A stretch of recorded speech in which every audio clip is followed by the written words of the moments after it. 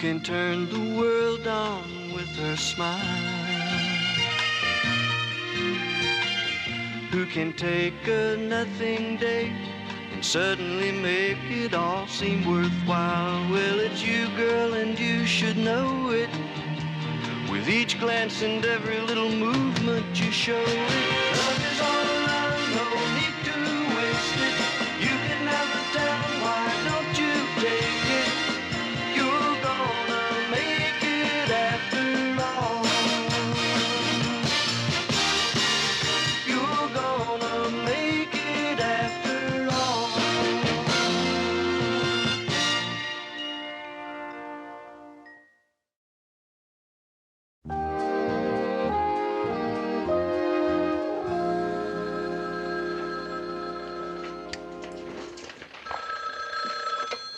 Hello? Oh, it's you again. All right, listen to me, whoever you are. I have heard all those words before. My father is a doctor. See, you don't shock or provoke any of the responses that you're after. Yes, I've heard that one, too. Well, no, I hadn't heard that one.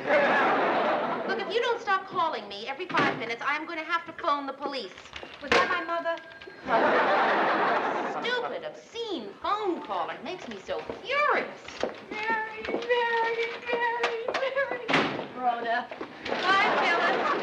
Mary, at last I can tell you. Tell me what? Well, it's so hard to put this into words. Mary, I've been studying real estate, and today I got my license. Then why aren't you wearing it on a little collar around your neck? Yes, Mary, I am now actually an official licensed real estate agent. Actually. Would you look at there? That's what it says. Licensed real estate agent. Look at there, Rhoda. Phyllis Lindstrom. Oh, yes, see that? Spelled correctly and everything. Hey, that's great. Well, I must say, just incidentally, Mary, you don't seem to be acting very excited about it. Oh, but Phil, I am excited. Really. Well, maybe not excited, maybe Bored.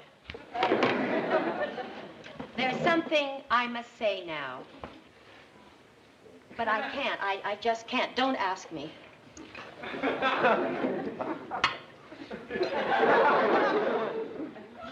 Okay. They tell you at real estate school that you should use your friends as contacts. But I can't do that sort of thing. I can't use people. good. Mary. Oh, I'm proud of you. Although, I think the other shoe was about to drop.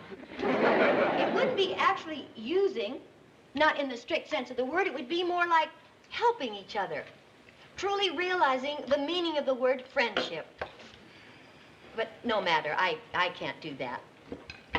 No, impossible, out of the question. Nope, negative, 9, yet. But then again, Waiter, check, please. Mary, I'm going to do it. I'm going to come to your newsroom tomorrow. I'm going to pounce on everybody. Phyllis, please. I'm asking you, don't pounce. But, Mary, I think I should at least talk to Lou. That poor man must be at loose ends, rattling around that great big house all alone. You did say his dear, sweet marriage bombed out. Phyllis, I did not say it bombed out. And I am afraid, Phyllis, that I cannot allow you to come to my newsroom and try to sell everyone I work with a house. Are you saying no to me? No, negative, 9, niet. Well, we'll talk about this later.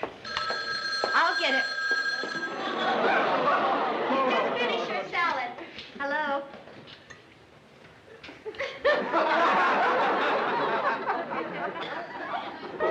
Pardon me? This is a strange person, Mary. Phyllis, just hang up. Excuse me. Excuse me. Could I ask you a personal question? Do you own your own home or do you rent?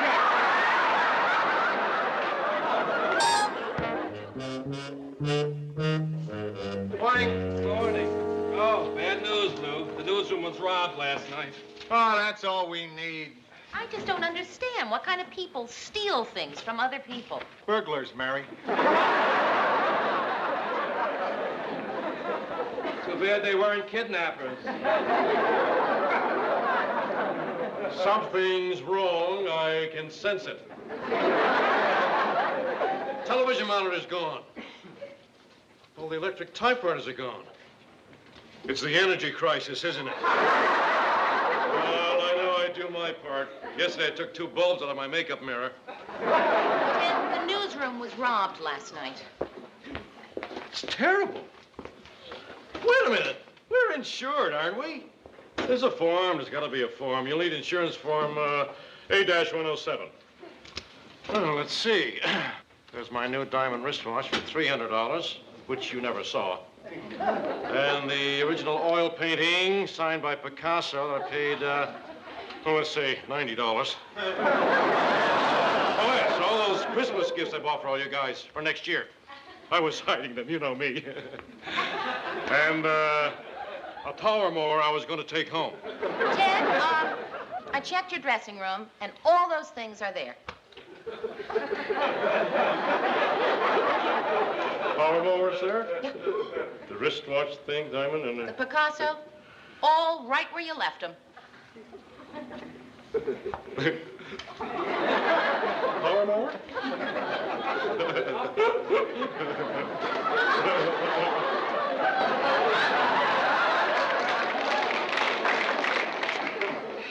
Well.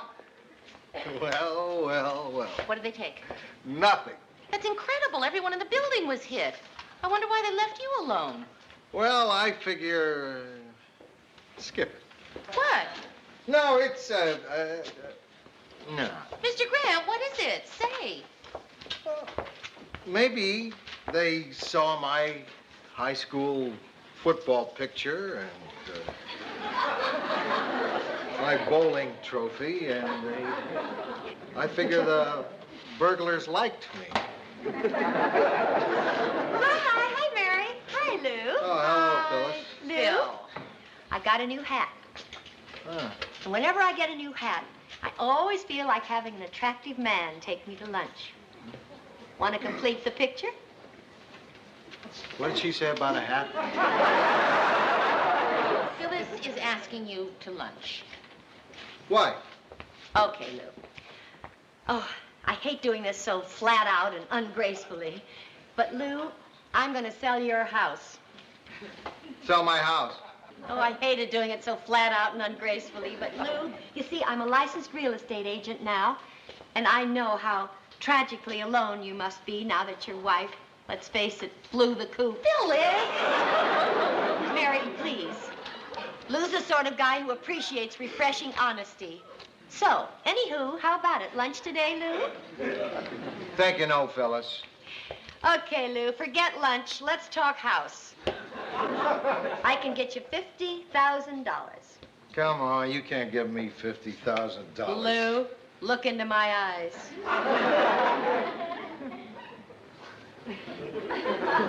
50,000 smackers. 50,000? Smackers. Think about it, Lou. 50,000. Big ones. Mary!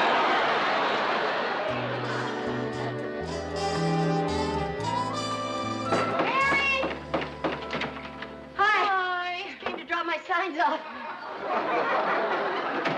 Oh, well, Phyllis, look at you. And Mary, you said she wouldn't know what to wear for selling houses.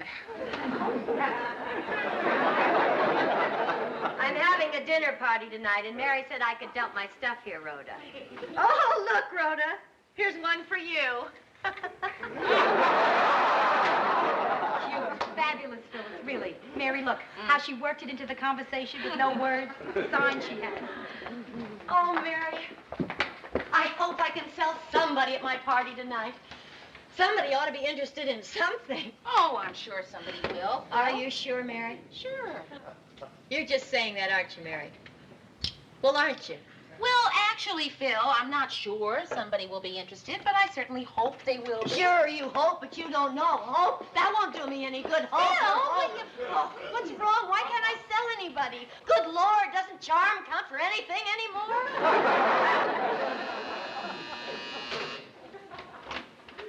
Mr. Grant. Hi, Mary. Hi, come on Hi, Phyllis. Hi, Hi, Laura. Well, Phyllis, I thought about it and thought about it, what you said earlier today at the office, and I figured $50,000 in a house that's too big for me, and I talked it over with a few friends of mine. So I'm going to do it, since everybody says I should. Don't kid me, Lou. It'd be cruel to kid me. I'm not kidding. Lou, he'll sell. Mary, he'll sell. Even Rhoda. He'll sell. Oh, I must experience this moment.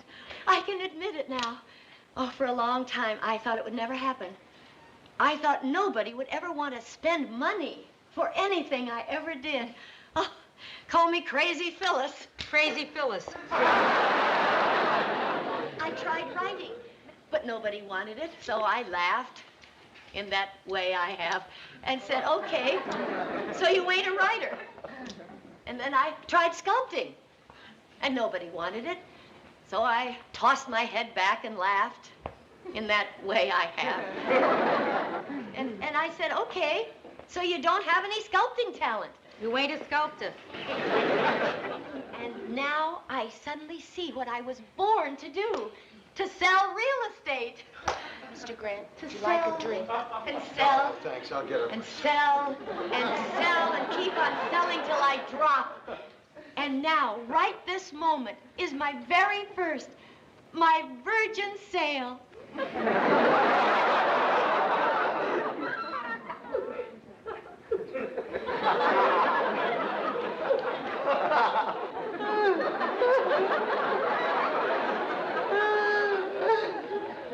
Yeah, well, I'm glad you're happy.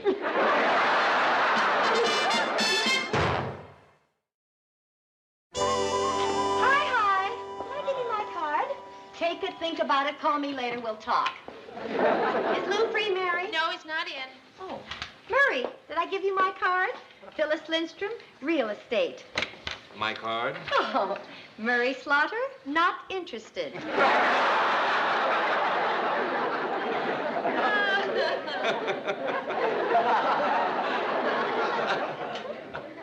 Well, Murray.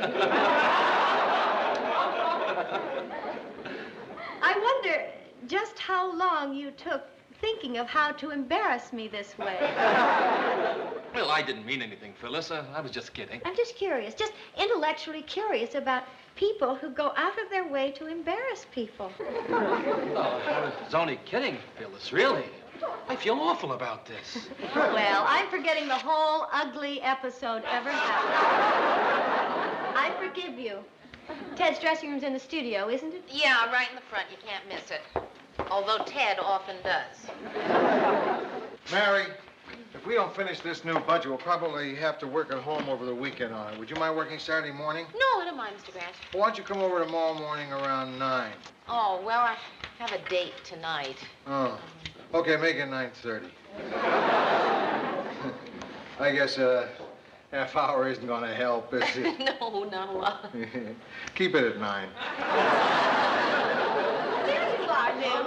Well, I finally have some prospects for the house. Where will you be tomorrow morning? Oh, I'll probably be home working. Well, good. I'll see you then. Yeah. You know, when I bought that house, I paid $18,000 for it, and now it's worth $50,000. Quit dreaming, Lou. You'll never get 50 for it.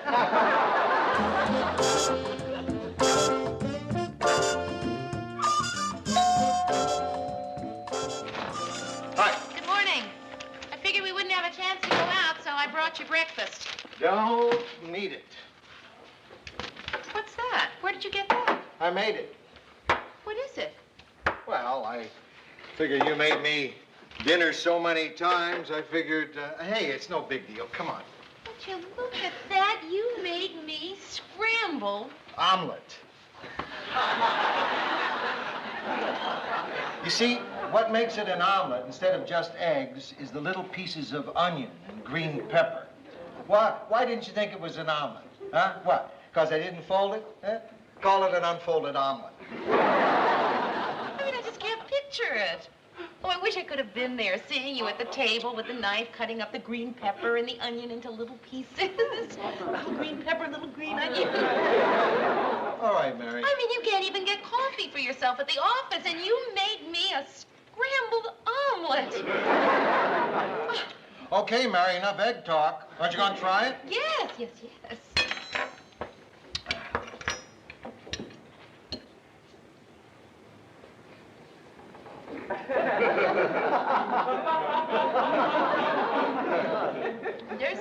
There's something in these eggs besides green pepper and onion, isn't there?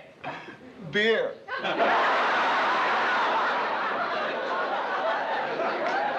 Yes, I guess. Come in. Ted, what are you doing here? What are you moving on? I never saw your house. I've never seen it. I was wondering what the big secret was. This is the big secret? It's not so hot, Lou. I mean, it's not as hot as I would have thought. Ted, a lot of people are going to be coming through here today thinking about buying this house, and I don't consider you as a selling point. Maybe I'm one of the people who might be interested in buying a little homestead. Oh, Ted, you're not going to buy a house. You lease your shoes. Maybe I'm looking for a place for my mother, Lou. My small, elderly, gray-haired... Well, she dyes it red, but underneath it's gray-haired mother. Right now, she's blowing her whole Social Security check on a crummy little apartment. I figure with a little more, she could rent this place from me. Something wrong with these eggs. There's green stuff all over. Oh, well. Hi. I'd like you to meet my young clients, Rena and David Russell. Here's the owner of this little charmer, Lou Grant. Hello? Hi. And this is his associate, Mary Richards. Hello? Oh, and this is... No, don't tell me I know you. You're, Eric Severide, aren't you? Yes, I am. Well, it's a pleasure to meet you all. Excuse me. Well, this is a nice place. You know, it has a nice feel about it. What do you think, Rena? I think it's great. I thought so the other day when we saw it. The important thing is what you think. I like it, really. Excuse us. You'd like to see the house again. I just wanted to show you the kitchen. Remember the patio out here? Mr. Grant made that with his own hands. I hate having people in my house. I was just leaving, Lou. Oh, I didn't mean you. What's in these eggs, anyway? Beer. Yeah, I know that. But what are these green things? I think they're going to buy. Do you realize? $1,000 commission. Oh, what'll I get with it? Mrs. Lindstrom, excuse me. What was the price again? $42,500. $50,000. I won't sell it for a penny under 50. Nobody'll ever pay $50 for it, Lou. Oh, we'd be willing to pay that. Of course, who wouldn't? Steal. Well, we'll get out of your way now. Thank you, sir. It was nice to meet you. Yeah, same here. And it was a pleasure, Mr. Severide. Oh, hey, don't keep calling me Mr. Severide. Call me Eric. Well, let's go down to the office and sign the papers. Oh, thanks for a lovely Saturday, Lou. Hey, we must make a tradition of this, you know, do it every weekend. Jelly donuts and green eggs. Mr. Grant, you feel bad that you sold the house? You got a good price. Yeah. Well, you feel like getting some work done here? I don't feel like working, Mary. Well, then maybe I'll just leave you alone I don't feel like being alone, Mary. Oh, Mr. Grant, I have an idea of what you're going through, and... I don't feel like talking. Okay.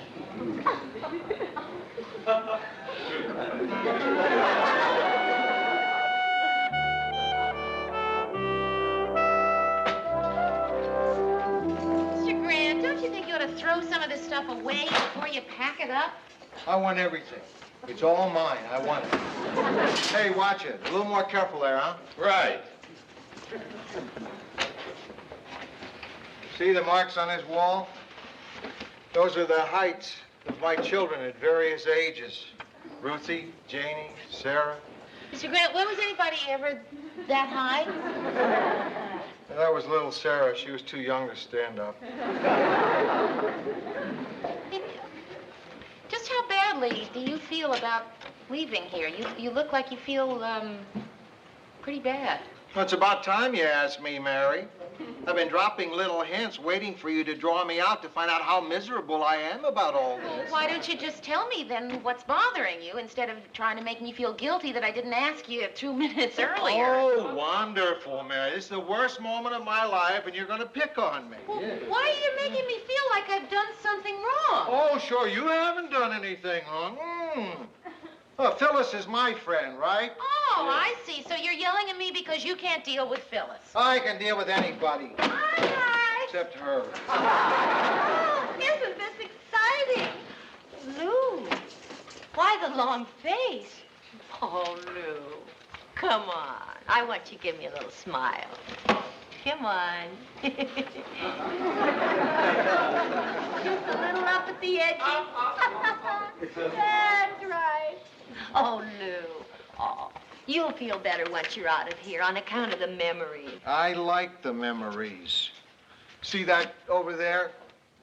That's where we kept the Christmas tree year after year. See over there? That's where my daughter got married. She was able to get married here because it was June and we didn't have the Christmas tree here. See over there, that stain? Oh, little Sarah. No, the movers did it. They don't care. They march through your house in their white uniforms. They dump your furniture on their truck, haul it to the next place, dump your furniture off the truck. They don't care. There's a life in this house. My life is in this house. I like this house. Oh. I never knew you felt like this, Lou. Now, I need you to sign these papers, Lou. Mr. Grant, you don't have to go. Mary. What? You don't have to go. If you're happy here, you should stay here. They're moving my stuff. The money's in escrow. That's not important. What's important is that you want to live in this house. Forget about the movers. Forget about everybody. Well, I'm sorry, Phyllis, but this is a lot more important. Mary, it's nice of you. And I'm sure Lou would want to stand here and listen to you all day long. But right now, he has these papers to sign. Come on, Lou. You come and sign these papers. Here. I have to go through this, I promise. You don't have to. I don't? No. I really don't, do I? I really don't have to do it. I don't need the money that bad. Sure, things are a little tight right now, but I'll make out all right. I don't have to do anything, right? Huh? Right? Hey, stop! Put it down. What? Put it down. I'm moving back. Moving back? Yeah. I don't know how to do that. I never moved the guy back. Yeah? Well, just do it. What, how much do I charge for travel time? I'm walking Just here. do it. All right. I got my house back. Listen, I want you to give me a little smile. Come on. Just a little at the edges. Yes, that's right.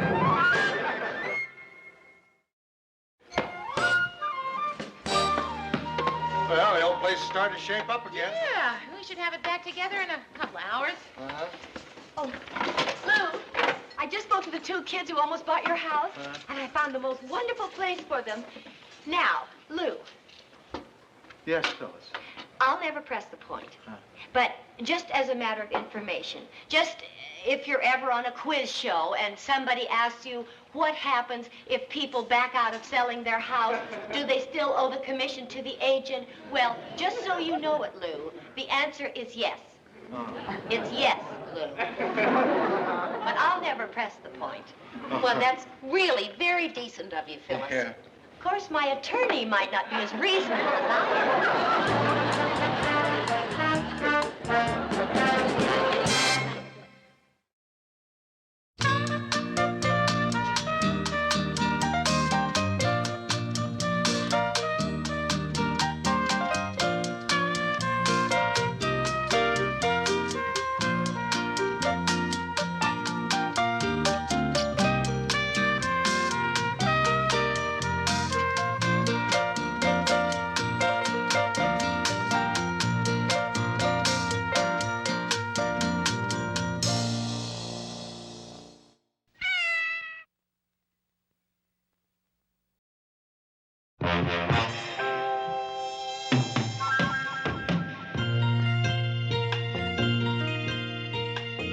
who can turn the world on with her smile, who can take a nothing day and suddenly make it all seem worthwhile. Well, it's you, girl, and you should know it. With each glance and every little movement you show it. Love is all around, no need to waste it. You can never tell, why don't you take it? You're gonna make it after all. You're gonna make it after all.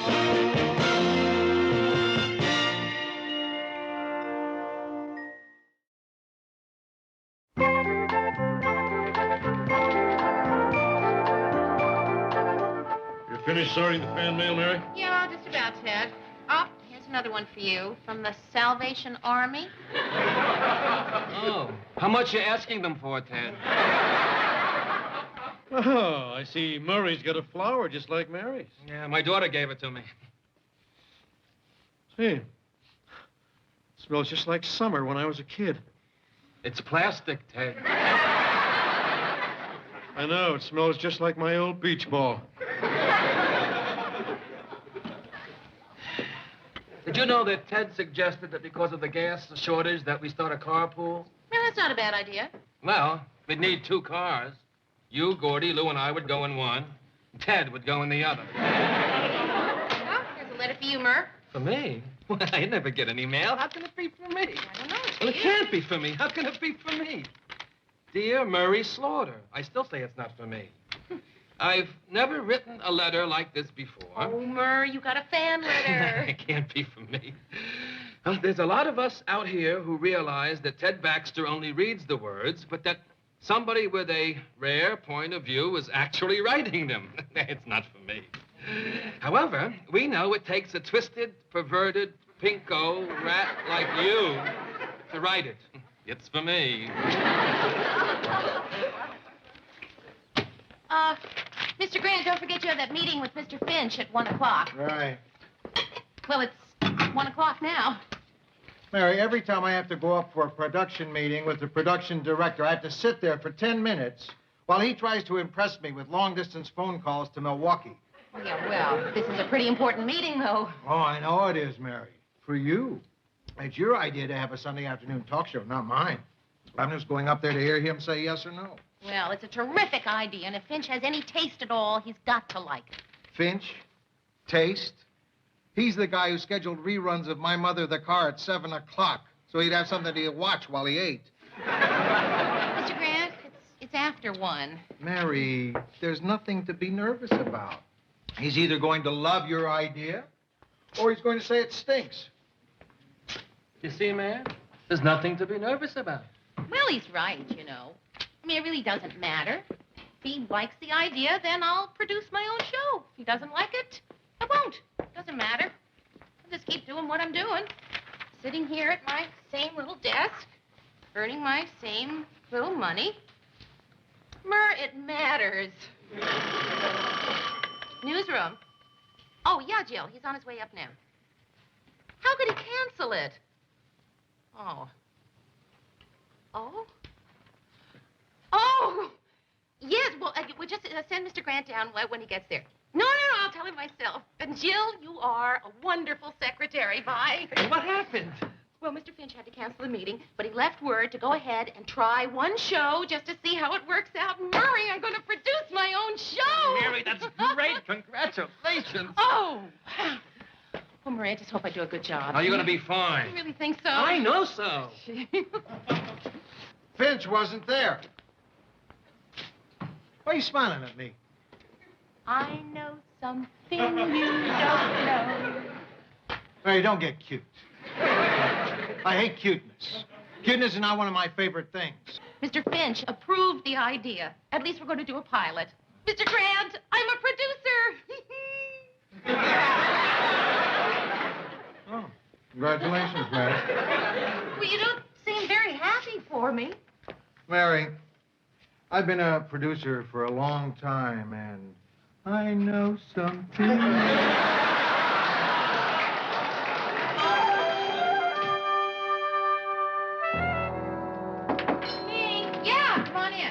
Ah, boy, it's nice and warm in here.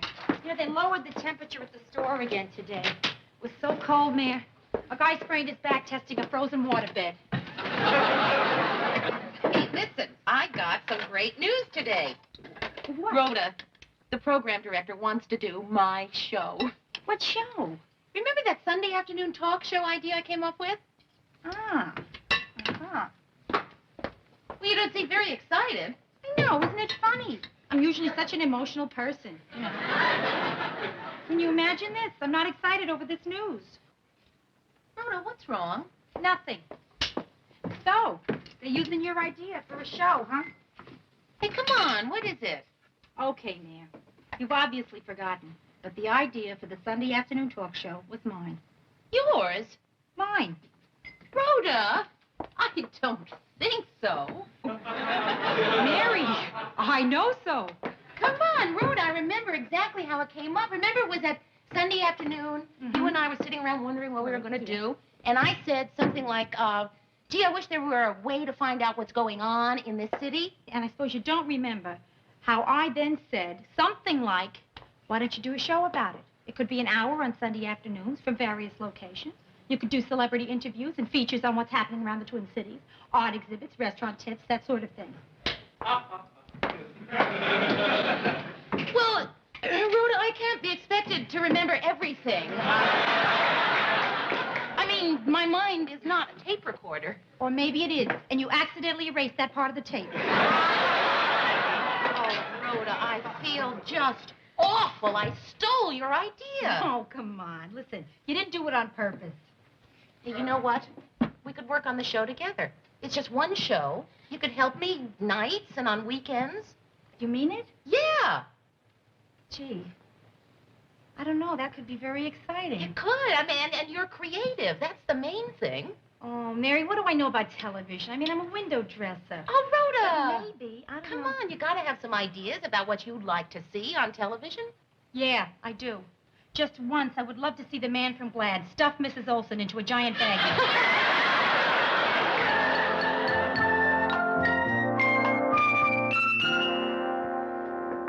Yeah. Mr. Grant, could I talk to you for just a minute? Mm-hmm. I don't exactly know how to tell you this, but Rhoda and I were talking about the new Sunday talk show, and, well, you'll never guess what I did. I mean, we discovered the darndest thing, you know? It's just incredible. If you had a million years, you would never guess. Mary, don't make me guess. I don't want to guess. Well, it seems that the idea for the show, that I, appropriated it from Rhoda. Appropriated? Yes, it's a word. Yeah, I know it's a word. Yeah, appropriate. It means to steal. Yes, and I cannot produce a show that I Mary, stole. I use other people's ideas all the time. How many times have I taken credit for terrific ideas you've come up with? Well, Okay, bad example. That's because you haven't come up with that many terrific ideas. The point is, that's the business. But the point is that Rhoda is my friend, and I can't take all the credit for the show. All right, okay, look. If it'll make you feel any better, we'll throw her name up on the screen every week. Created by Rhoda, the window dresser. Mr. Grant, I would really like Rhoda to work on the show with me. What does she know about television? Well, not having been in television could be a plus. She still has her ideals.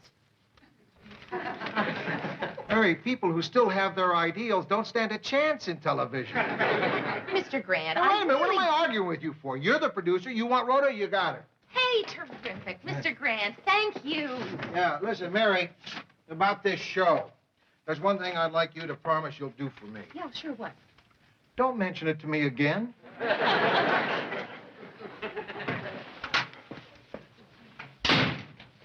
Did you ask him? Yes. And? He said, okay. Fantastic. Isn't that great? Rhoda, don't. Thank you.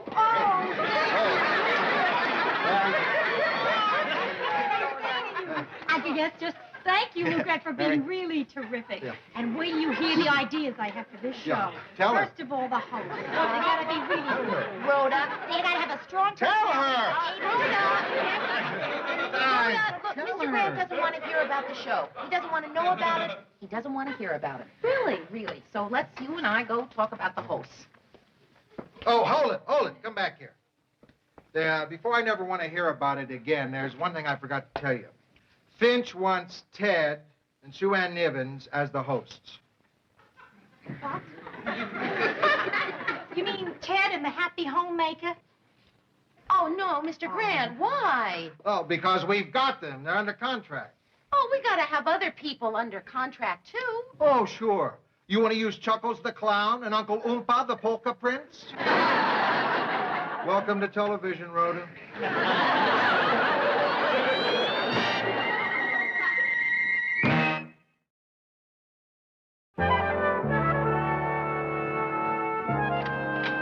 Hello, Sue Ann. Rhoda!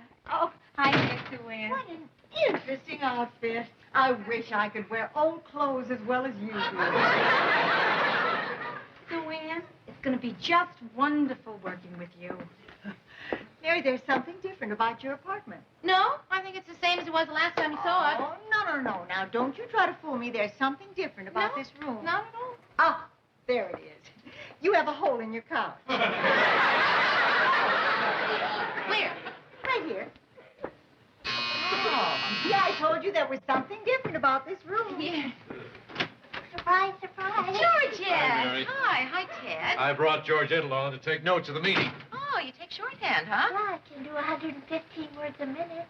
Right, so if we don't talk fast enough for you, just let us know. Run in. Oh, my co-star. How are you, Sue Ann? Oh, it's going to be so wonderful working with you. I know. Well, shall we all get started? Oh. Ted, Sue Ann, why don't you sit there? Listen, everybody, before we start, I just want to say one thing. I am brand new to this business, and I know I got a lot to learn. So for this meeting, I'm just going to, sit back, shut up, and watch the pros in action. That's very wise of you. Get that, Georgette? Very... I got it, Ted. Okay, now, Rhoda and I have drawn up some tentative formats dealing with the various departments on the show. Oh. Bad start, Mary. Why? Well, on the cover it says Talk the Town with Sue Ann Nivens and Ted Baxter. So? I'm bigger than she is. I go first. It seems a silly waste of time to worry about whose name goes first. Oh, well, then, as long as Sue Ann doesn't mind, we'll just change the names. Over my dead body, cool. Sue Ann, you don't mean to say your name goes before mine? Sue Ann is to laugh. Did you get that, Georgette? Ha, ha, ha. Sue Ann, if you think I want to take second billing... Okay, I'll tell you what. Here's what we'll do. Ted, at the beginning of the show, your name will go first. And Sue Ann, your name can go first at the end of the show. Now, let's talk about what goes in between the beginning and the end, shall we? That's the way you handle that. Okay, now, Rhoda and I thought that since Sue Ann is a gourmet cook, we ought to devote one segment to restaurant reviews. That's a marvelous idea. Well, I could do that, too, you know. Be good for my image. And let the public know that I'm a real person. Someone who eats food just like them. Well, Ted, Sue Ann is an expert cook. But I know restaurants, Mary. Don't I, Georgette? Oh, yes. Just the other night, he warned me not to order the halibut at the bus station. Oh, okay.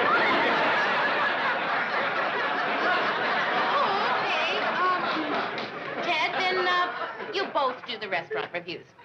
Now, about the opening of the show. Oh, hold it, Mary. I had some thoughts about that myself. I thought we could open the show by doing some biographical sketches on me and Sue Ann.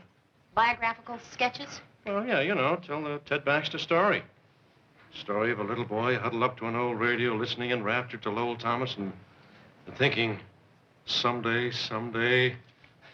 that'll be Ted Baxter saying, "This is Lowell Thomas saying so long until tomorrow." But of course, instead of Lowell Thomas, I'd say, This is Ted Baxter saying so long until tomorrow. Did you get all that, Georgette? I got it. You did? Really? All of it? Yes, this is Lowell Thomas saying so long until tomorrow. Of course, instead of Lowell Thomas, I'd Yes, say this well, is Ted. And then as soon as Ted finished with his biography, I could do mine. How, at only 6 years old, a frightened but darling child named Sue Ann Niven won a baby talent contest impersonating Shirley Temple. On the good ship, lollipop, trip to a candy shop, where bonbons play. Oh, that's terrific, Sue Ann. Sit down. On the sunny shores of Peppermint.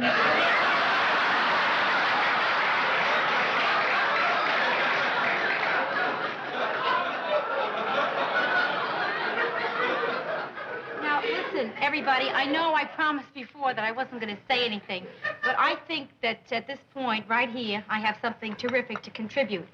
And that is, I hope you'll understand, that idea about the biographical sketches, really dumb. What? What did you say? That idea about the biographical sketch is really dumb. I know what she said, Georgia. Rather a strong word, isn't it? Well, I think what Rhoda means. I don't care what Rhoda means, Mary. Come on, Georgette. We're walking. Just a second, Ted. Come on, Georgette. We're walking. Georgette. Thank you for a lovely time, Mary. Ted, you can't just. Ted, I'm going with you. You know, first meetings like this often get off to a rocky start. But, you know, I think by Monday, when we have our production meeting, that we'll have a better idea of the direction that our show will be taking. Don't you? Come in. Mr. Grant, I have to talk to you about a problem with the Sunday show. Mary, I told you I don't want to have anything to do with that show. Mr. Grant, will you please just listen to me? I mean, it isn't every day that I walk in here and give you an ultimatum. You're going to give me an ultimatum? Yes, an ultimatum. Kind of. Mr. Grant, either Sue Ann and Ted go, or Rhoda and I go. Well, I guess if it comes down to a choice between two bright and energetic people like you and Rhoda, or a couple of meatballs like Ted and Sue Ann, I'd have to go with them. Why? Because Finch wants them, and that's it. So, you gonna quit? No. Good. Mary, let me give you a piece of advice. The one thing you as a producer cannot do is to let Ted and Sue Ann think you're afraid of them. If they smell fear, you're a goner. They go right for your eyes. Look, have you tried being brutal? Oh, Mr. Grant, I'm not the brutal type. Well, you know, sometimes when I want to frighten Ted, I give him a look like this. Think, really scares him. Maybe you could try that. No, Mr. Grant, it won't work for me. It works for you because there's something about you that scares people. Thank you. Look, it's my problem. It's not yours. But, boy, I'm just sorry I ever thought of the idea in the first place. You mean appropriated?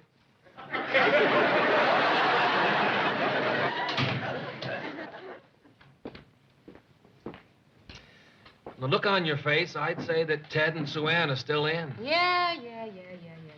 And you and Rhoda are out. Huh? No. We're still in. Mary, can I give you a little advice on how to handle Ted and Sue Ann? Yes, please, anything. Flatter them. Butter them up. With people like that, you've got to do that sometimes to get what you want. No, Murray, that's not me. I'd rather lose the show than butter those two up. Mary? Mary? Oh, yes. Let's not beat around the bush. Let's get right to the point. Tell us, Sue Ann.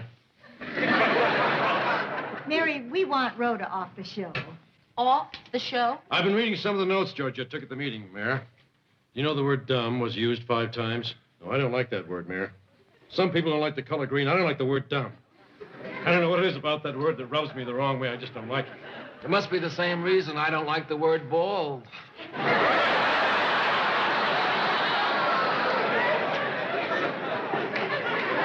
You're simply going to have to tell Lou that either Rhoda leaves the show or we go.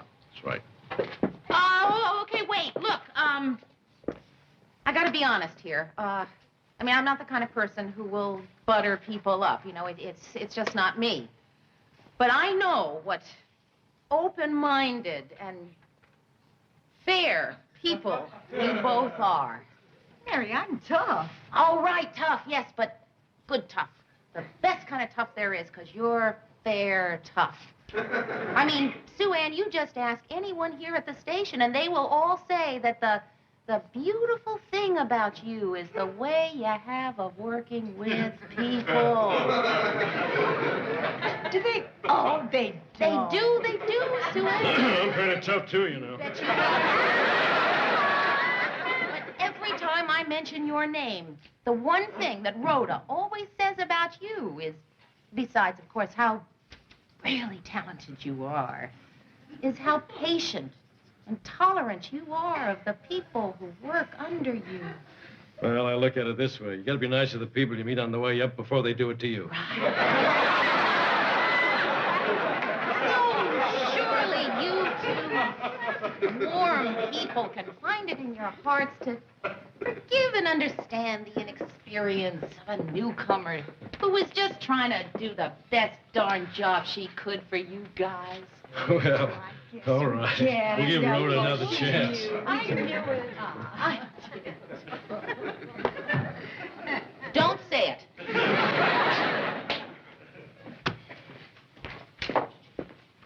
Mary, you know, I heard that whole thing with Ted and Sue Ann. Let me tell you something. I've been a producer for many years. And believe me, I've had to do a lot of things that I never wanted to do either. But Mary, I've never sunk as low as that.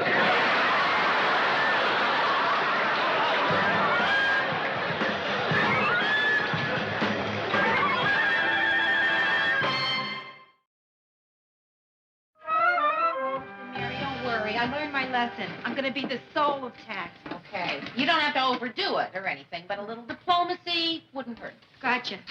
Oh, Mary, I'm going to be so good, you won't believe it. Hi, here we are again.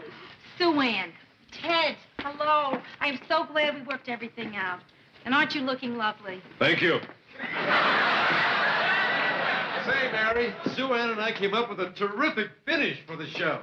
And Rhoda, we both love the idea.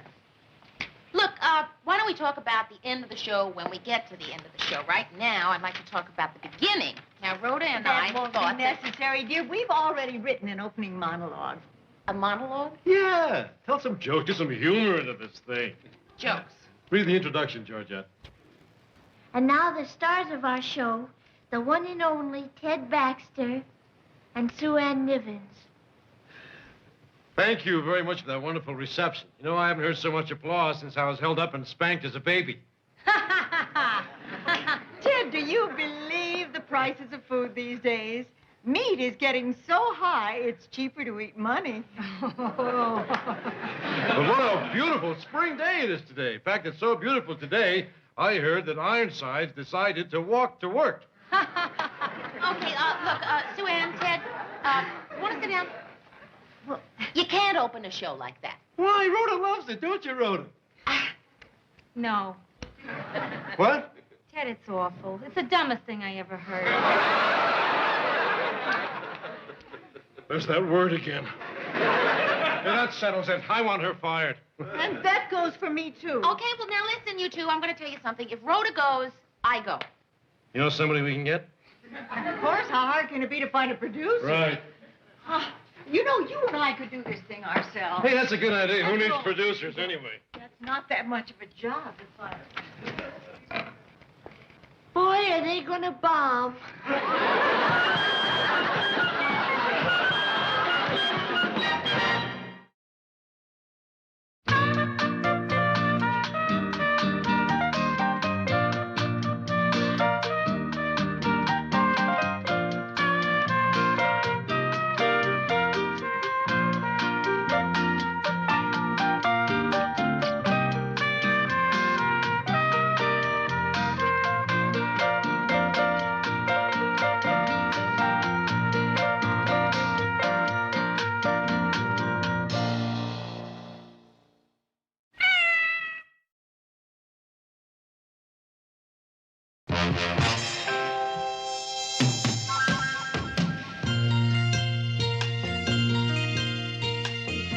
can turn the world on with her smile, who can take a nothing day and suddenly make it all seem worthwhile. Well, it's you, girl, and you should know it. With each glance and every little movement you show it. Love is all around, no need to waste it. You can have the town, why don't you take it? You're gonna make it after all. You're gonna make it after all.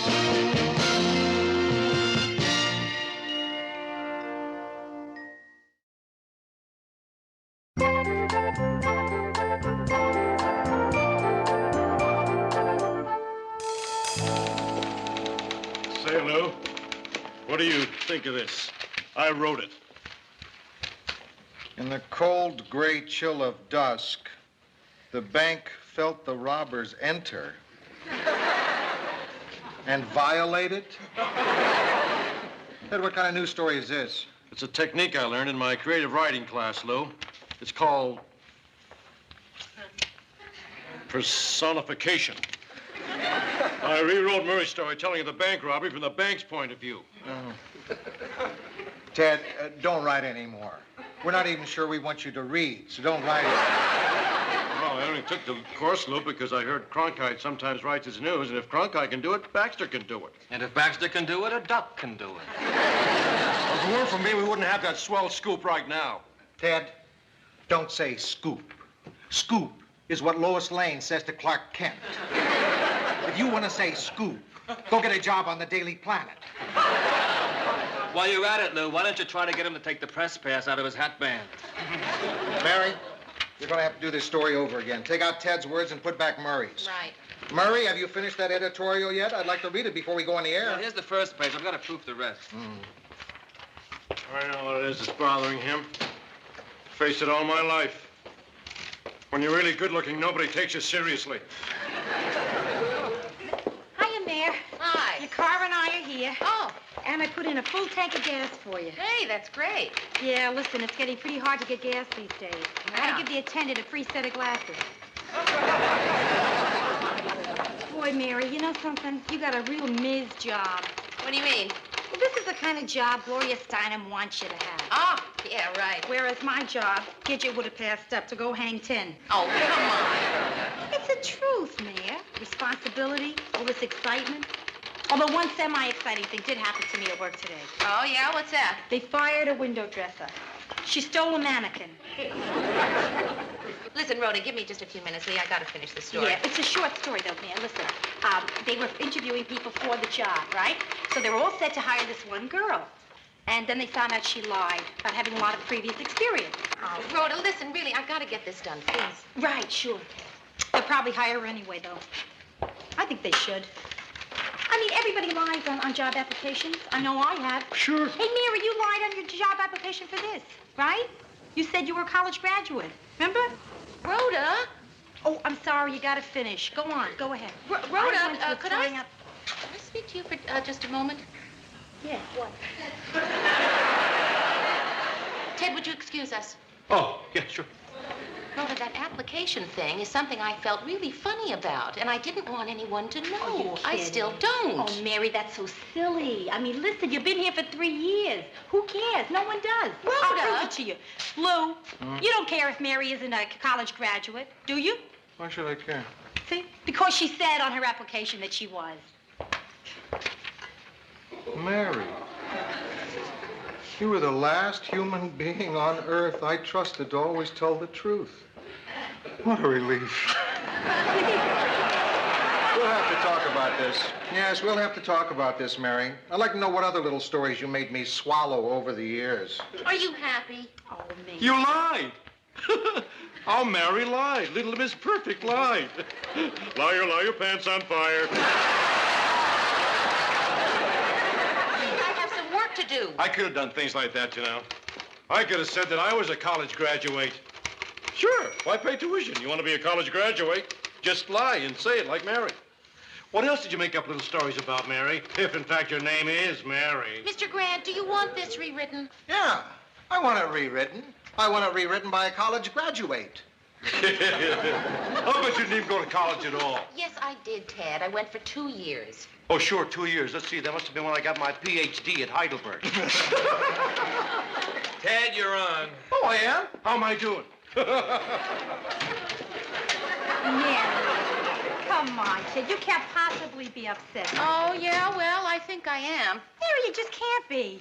Rhoda, will you please stop saying I can't be? Because I obviously am, so I can be. Nah, you're not. Well, why would you be upset by it, huh? Okay, Rhoda, I will try to explain it to you. My day was going just great. Then you walked in here and you told something that I had asked you not to tell. And then, when I told you how upsetting and embarrassing it was getting for me, you refused to believe it and refused to believe that I am upset. Now you're being ridiculous. And I can't believe how insensitive you're being. Hey, I don't like that. Oh, Rhoda, I'm Oh. sorry. For the last 20 minutes, you've been humiliating me, and I say one little thing Yeah, but to that you. one little thing is something that I'm very sensitive about. My insensitivity. Okay, Rhoda, let's just not talk about it anymore, okay? Good, let's not talk about it anymore. Good. I'm leaving. Good. The mood you're in, I don't want to drive home with you anyway. Terrific. Murray, would you drive me home? What, are you too upset to drive? No. Rhoda took my car.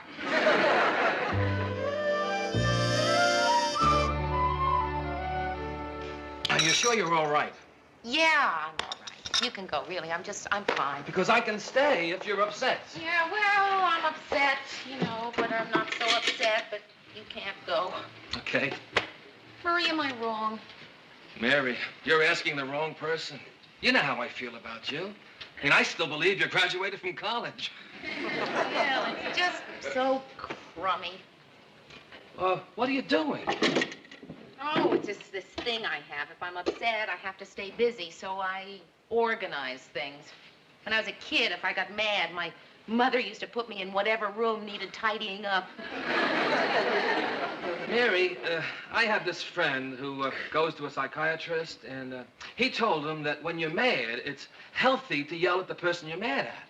Or to just plain yell in general. He said it's very good for you. It makes you feel good after it's over. Boy, Murray, there have been times when I wanted to let out a really good scream, But I always thought I was too thin, I mean, I thought being a thin person, that the scream would just be very thin, Yeah, it's hard. My friend is very embarrassed about screaming. To cover, he takes roller coaster rides. Yeah, he got in trouble when he screamed at his job once. He's a surgeon. I just hate things like this happening, being on the outs with somebody I really like. Murr, if I thought I was wrong, I would apologize in a minute. You think I was wrong? No. Did Mr. Grant?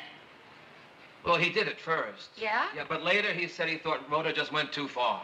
So everyone thinks I'm right. Well, everyone but Ted, he thinks you're wrong. Then I guess I'm right. Oh, Murray. It's lonely being right.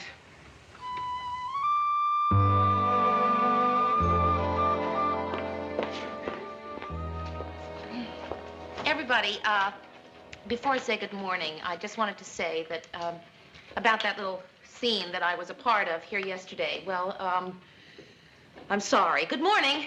Good morning. Actually, I'm really embarrassed about it.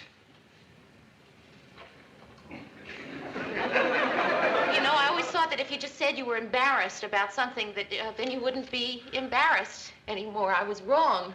Come on. Hey, Mary, it was okay. Nothing, really it nothing. was. Well, I don't know. I was so shaken I mispronounced some words in the news. I knew there had to be a good explanation. Mary, you want to come in my office for a minute?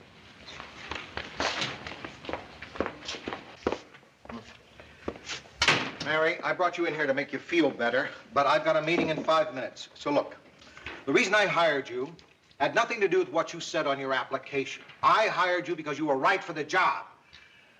And because on your way in for the interview, you bumped into a desk and said, "Excuse me." I did? Excuse me, to a desk. I thought there's something special about a person who's nice to an inanimate object. Most people, you know, just couldn't care less. So I just wanted you to know that you're kind of special to me. Oh, Mr. Grant. How you feeling? Oh, I feel okay. Huh? Well, I've got 2 more minutes.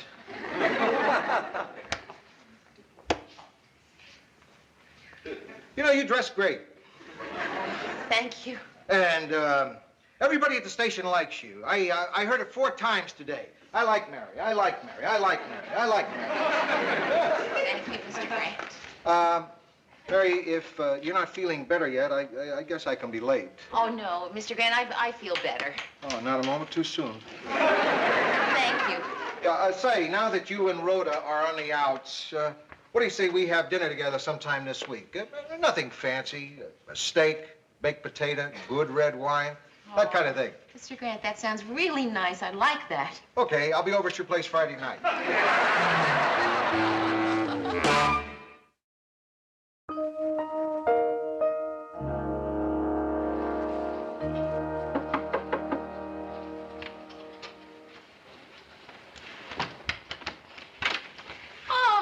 Georgette. Hi, Mary. Come on in. I hope I didn't interrupt you because I know how you value your privacy. Everybody values their privacy except me. Oh, no, really. I'm glad to have the company, especially tonight. I can't stay. That's what I came over to tell you. Rhoda invited me for dinner tonight, and I just couldn't walk past your door as though I didn't know who lived here. Oh, no. Well, listen, you can stay a few minutes anyway, can't you? No. I'm late now.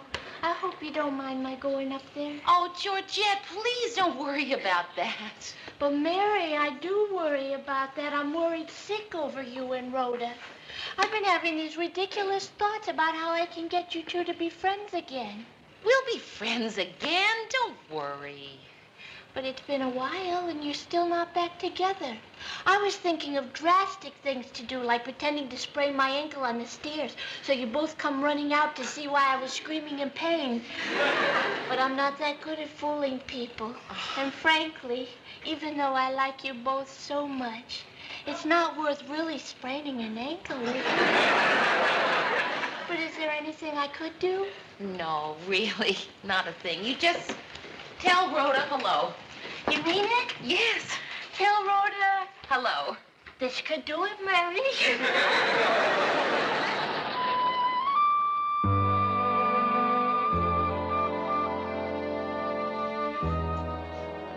Rhoda, it's me. Oh, come on in, Georgette. Rhoda, Mary says hello. Oh, when does Mary say hello? Just a minute ago, she knew I was coming up here. Oh, well, tell her I say hello. Okay. Well, not now. You don't have to tell her now. Tell her after dinner. What's in the box? I got us the cutest cupcakes you ever saw. Oh, yeah? With Leonard Hummel's face in mocha on each one. Who's Leonard Hummel? I don't know, but it's his birthday. He has the stomach flu, poor little kid. That's how come we're having his cupcakes. They had to put them on clearance. Well, that's a shame, huh? And he has such a sweet face, and he looks so happy.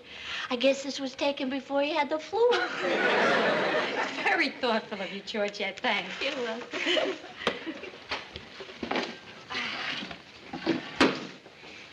Rhoda? What? It's so hard for me to believe Rhoda and Mary not friends. Oh, Georgette. But you two belong together. Now, I won't say you're like peas in a pod because I hate peas, Rhoda. And I won't say you're like sisters because you're more than sisters. Come on, I'll Georgette. just say, Rhoda, I'll just say that you, Rhoda and Mary, are a lot like Pittsburgh. Look, I'll get these sketches out of your way so you can What see. are they for? Oh, these are for the window display for Easter, you know, down at the store. I had to prepare 2 sets because they still haven't decided if they want to go cute or Christian. So, give you salad and stir there. The dressing fine. Looks great. I hope you like it. Okay, Georgette, how are Mary and I a lot like Pittsburgh? Pittsburgh? Pittsburgh Road is the place where the Allegheny River and the Monongahela River meet to form the mighty Ohio River. Now, separately, the Monongahela and the Allegheny River are two little skinny rivers. But when they meet in Pittsburgh, well, Rhoda, all I can say is you two love each other, you need each other. Look, Georgette, I really I mean, people need best friends. Okay, you be my best friend, okay? Oh, I don't think so, Rhoda. I don't think I could handle a big responsibility. First, I'd have to start with someone easier, and then after I got some experience, then maybe I could be your best friend. But right now, I think I'm a little green for you, Rhoda. You know, I've never had zucchini coated with this stuff before. It's great. What do you call this stuff? Flour. Flour, huh? Oh, flour's pretty good. I gotta get me some. Mary, we got together tonight to have a good time. You know what's missing? Good. All we're having is a time. I'm sorry, Mr. Grant. It's just that I'm not very good company tonight. Hey, I got an idea. I'll joke you out of it. Joke me out of it? I'll tell you a joke. You'll think it's funny. You'll laugh. You'll be joked out of it. Okay. Joke me out of it. Mary, I can't tell you a joke if you're gonna sit like that. A joke's gotta spring up at you. You can't make a big thing out of it. You already made too big a thing out Well, of it. I'm sorry. It's a pretty funny joke, Well, too. then go ahead and tell it. Okay, here goes. What would happen if Billie Jean King married Bobby Riggs? What? Her husband would be very upset. See, that was a joke that we could both enjoy. It had women's lib in it for you and sports in it for me. It was a good joke for us. A lot of jokes aren't like that. No. Boy, I know a lot of jokes that neither of us would like. Yeah. I should have stopped by the bar on my way here and picked up a better joke. No, Mr. Grant, it was a good joke. It's just all night long I've been thinking about this thing with Rhoda. And tonight I'm just about as depressed as I've ever been in my whole life. You think you're gonna cry? Yeah, I think I'm gonna cry. Oh, boy. And I know how you hate that sort of thing, so... Yeah, I hate that sort of thing. If you'll excuse me, then I'll just, I'll go cry in the kitchen. Yeah, that'd be a good idea.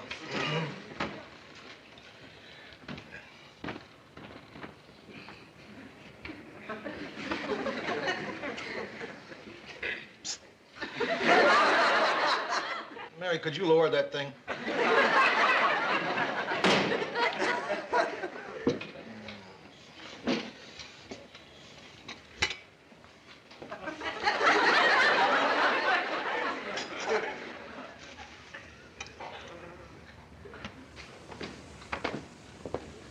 You do it?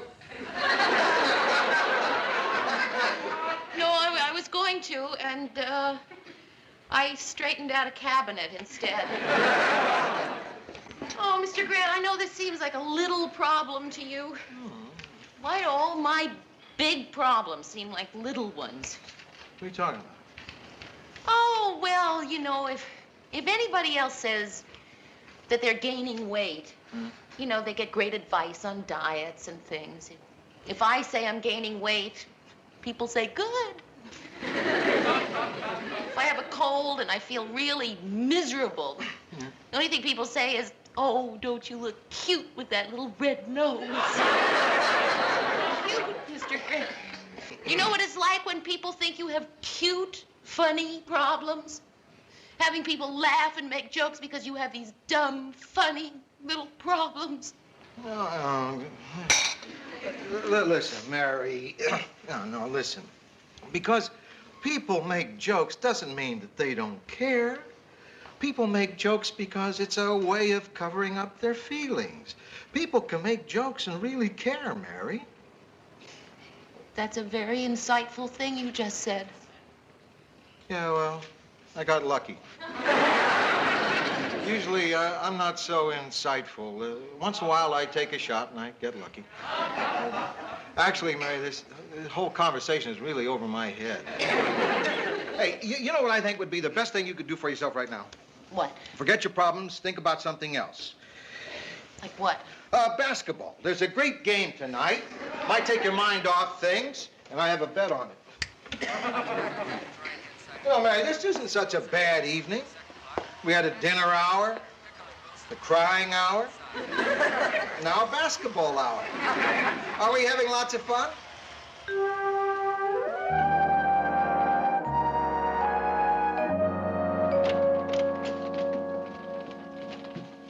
Hi. Hi. I was, just on my way down to take down my garbage. Me too. So, that's a great deal of garbage there. For one person. Oh, no, I usually have this much garbage. Really? Yes. I never knew that. Oh, yes, always. Yeah. It's funny, isn't it? You know a person for a long time and you know absolutely nothing about their garbage. Oh. It's true.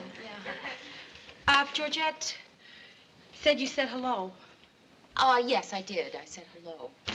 Did you get my hello back? No. No? Oh, wait a minute. She did stop by on her way back, and she said, hello. Was that you?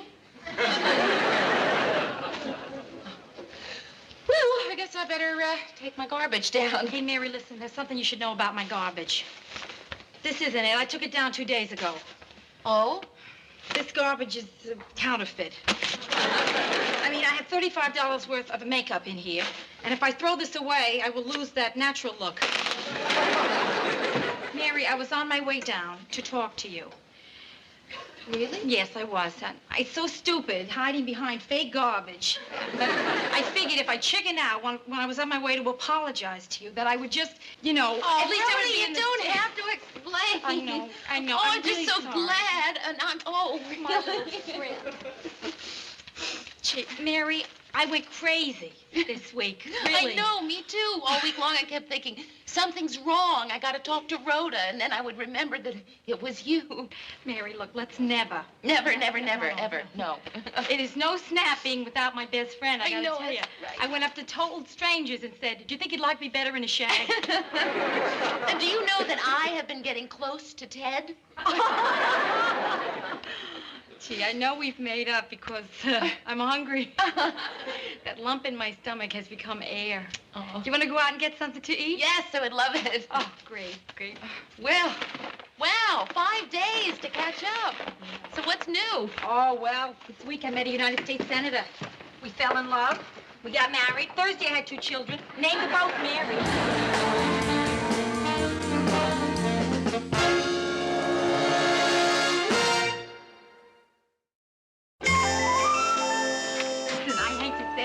I am still hungry.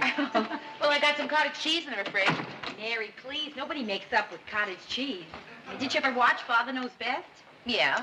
Well, on Father Knows Best, when everybody would make up, Mrs. Knows Best would bring out milk and cookies. Do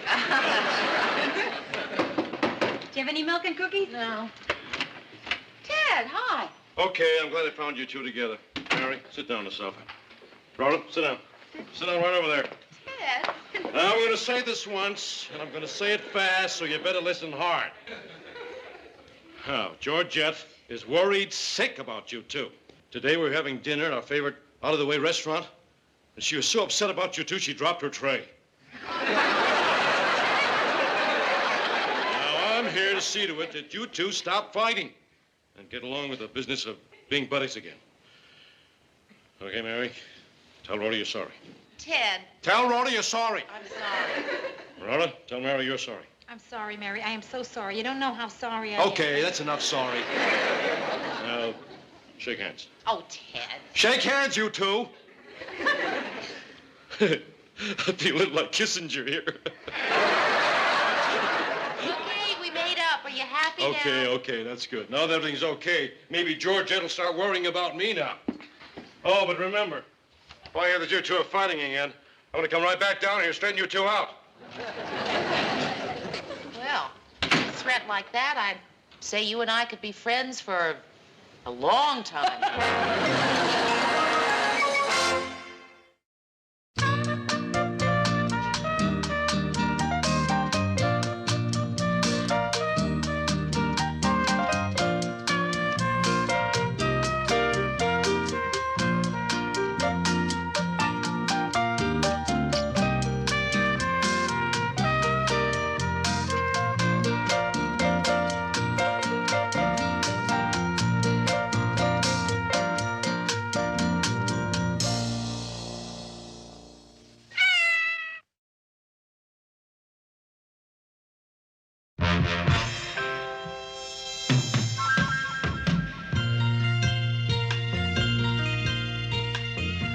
can turn the world on with her smile? Who can take a nothing day and suddenly make it all seem worthwhile? Well, it's you, girl, and you should know it. With each glance and every little movement you show it. Love is all around, no need to waste it.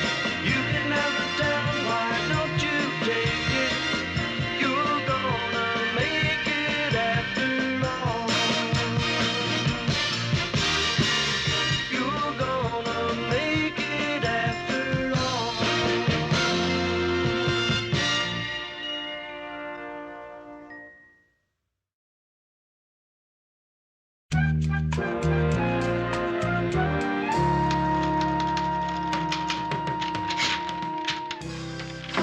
Hello? Hi. I am here to rescue you from whatever it is you're doing, because tonight is the last night of the Paul Newman, Robert Redford movie. Both of them married, together, in the same picture.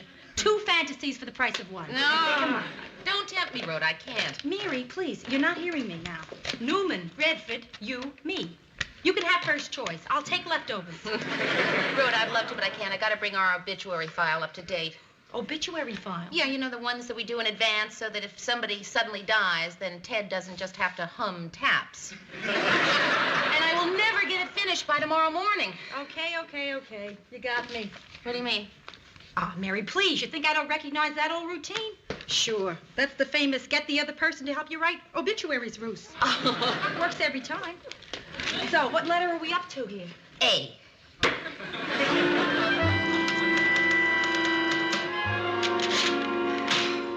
I am exhausted. Mary, where are those terrific cookies? You know, the ones with all the big blobs, that really great stuff? Oh, we finished those at 1. I mean, how about those other not-so-terrific cookies with the one little blob of the not-so-good stuff? Oh, yeah, we finished those at 2. Well, have we got any of those little dry, nothing, no-taste crackers? The ones that people buy because they figure, well, they're Norwegian. We finished those at 3. Well, that must mean it is now exactly 1/4 to Melba toast.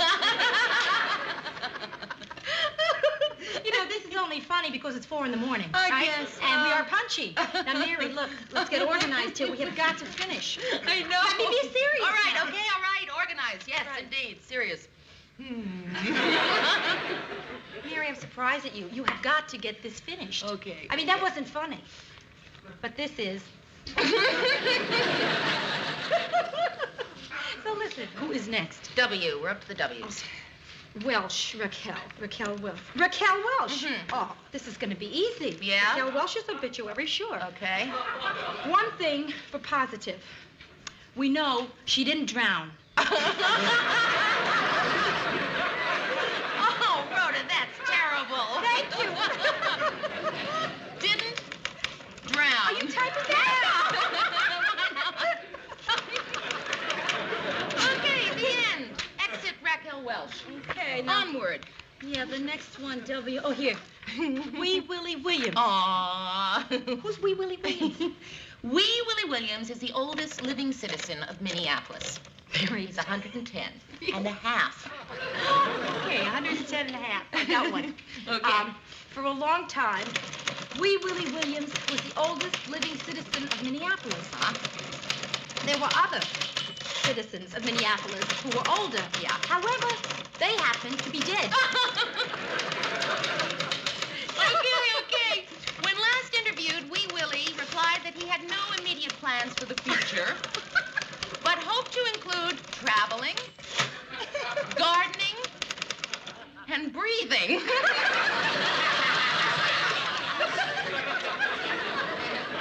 And they say you are the dignified one.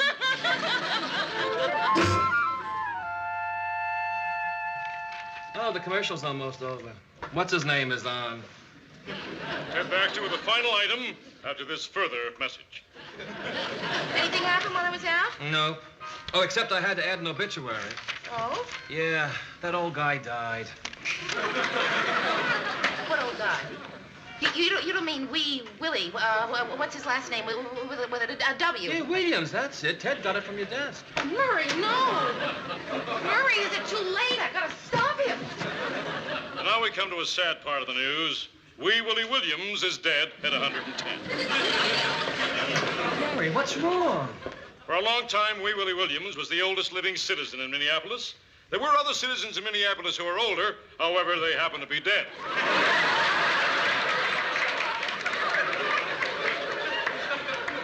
Mary. We were crazy. It was 4 And o'clock in the last morning. Wee Willie had no immediate plans for the future, but hoped to include traveling, gardening, and breathing. Murray,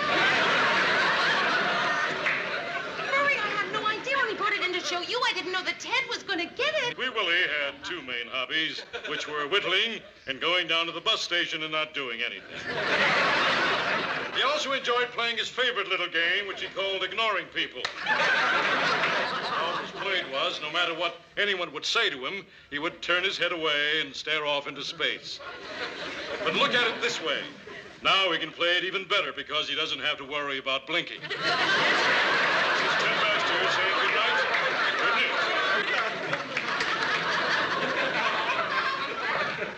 Mary, that wasn't yours, was it? Tell me it wasn't yours. Well, actually, Mr. Grant, yes. That was yours. I see. It was yours. Oh, you better be here first thing in the morning. Mr. Grant? First thing in the morning, Mary. I don't believe it. I just don't believe it. Yeah? I don't think you should kid around with the guy's obituary. I mean, what's Wee Willie's mom gonna say?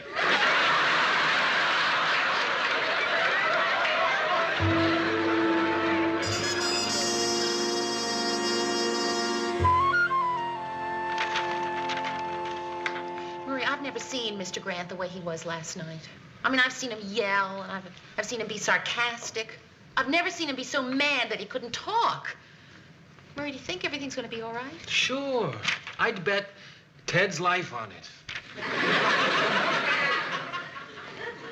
Can I see you a minute, Mary? Yes, sir.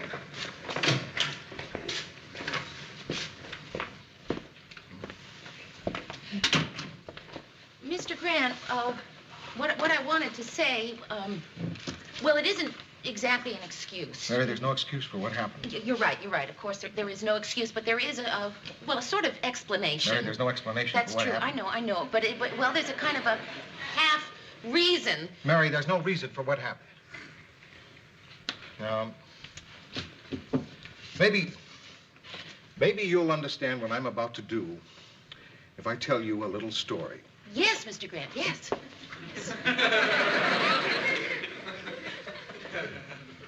It's about this newsman. It's a story that every newsman has heard. Uh-huh. Yeah.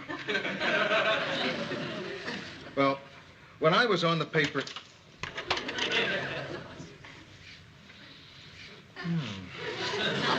When I was on the paper in Detroit, there was this rewrite man. Uh-huh. Quiet guy. Played chess at lunch, you know, that kind of guy. Yeah. Well, what he'd do was, on the basketball game scores, Uh-huh. where they'd put the name of the referee Yeah. in tiny type that nobody would ever read. No. Well, he'd put in a dirty word in Latin.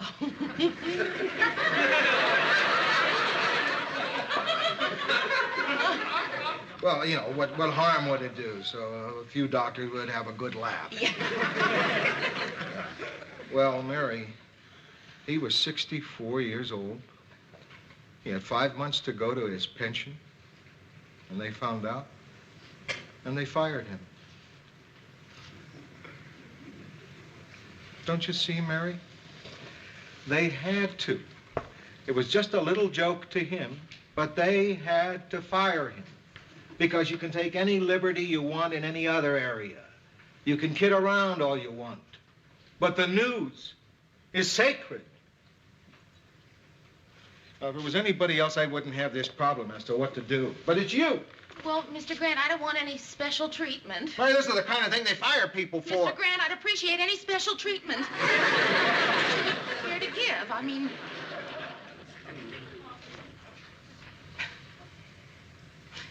Mr. Grant? Hey, Mr. Grant. I'm really sorry, Mary. You have to be punished. I've decided to put you on suspension. Suspension? 2 weeks without pay, effective now. Oh, I see. I'm really sorry. Lou, do you know how long I've been waiting outside to talk to you about my new blazer? Look at this. All right, everybody freeze.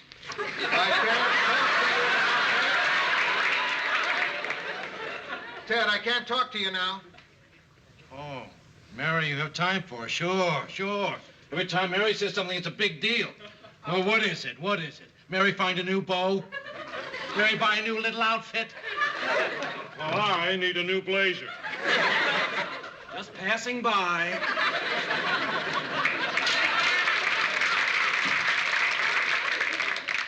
Well, Mr. Grant, I guess thank you, for not firing me. Just, well, thanks.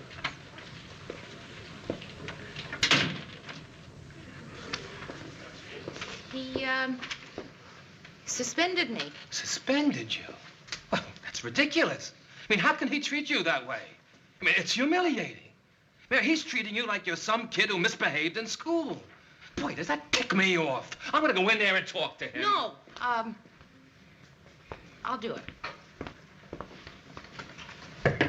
Yeah? May I speak to you, Mr. Grant?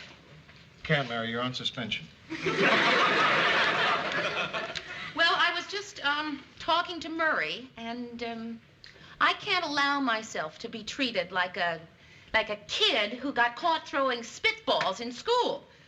Either you fire me or you keep me on, but I just cannot take any kind of suspension. And if you do that, Mr. Grant, then, I'm not coming back.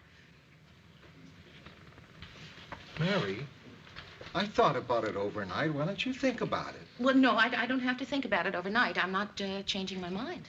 Well, I'm not changing my mind. Well, well, I guess, that's that. If that's your choice, Mary. That's my choice. Okay, then. Okay.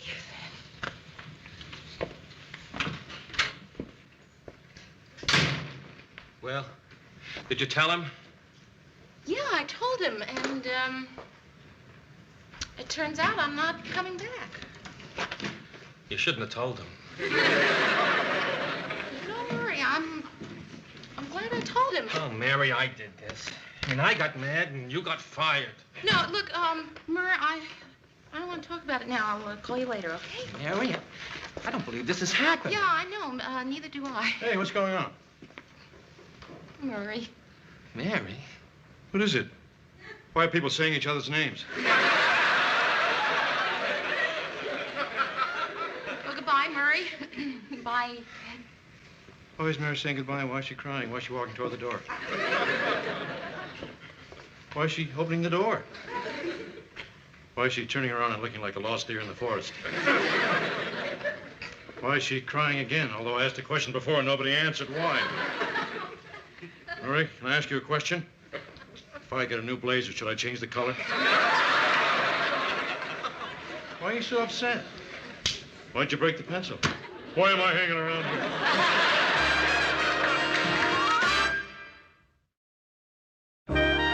So then he said that of all the women that he had interviewed, that I was ideal for the job. Said I was wonderful and had a terrific personality. I take that as a compliment, Mary. But he did give me one compliment. He said that he thought I was too attractive to have around. He said he thought we'd be too tempted. Can you imagine? This drab, colorless, married man, and he decides that we would be too tempted? He shouldn't have said that. drab, colorless men don't have an easy time of it, but they've got to learn consideration the same as other people. You know, I just can't believe that this is happening. That I'm actually looking for a job, that I'm not at the newsroom. Yeah, sure. Or sometimes I think to myself, why? Why don't I just go back when the suspension is up on Monday? And then I say, no, I can't, not after all that. Georgette, you want some more bread for the fondue? No thanks, Mary. I've lost enough. Listen, Mary. You know I felt so bad about starting that whole Raquel Welch thing in the first place. Oh, come on. So what I did was, I went to see Lou. Oh, Rhoda, no. You did, Rhoda, that was exactly the wrong thing to do. What did he say? Well, Wait, let me get the coffee on. I don't want to be distracted. Shall we have it in the living area over here? Listen, does anyone want cream or sugar? no thanks. Good. No thanks. Okay. Tell me everything. Don't leave anything out. He wouldn't see me. In that case, Mary, I'd like cream and sugar. Well, I'll probably find out what Mr. Grant's thinking tomorrow. Gonna have lunch with Murray. He'll fill me in. Oh, Mary, I feel so bad. I wish you were in love. Well, I don't think being in love would change anything, Georgette. But just think, at a time like this, wouldn't it be wonderful to be able to turn to somebody you love, truly love, and be able to say, oh, darling, I'm so miserable I could kill myself. Well, thanks for the thought.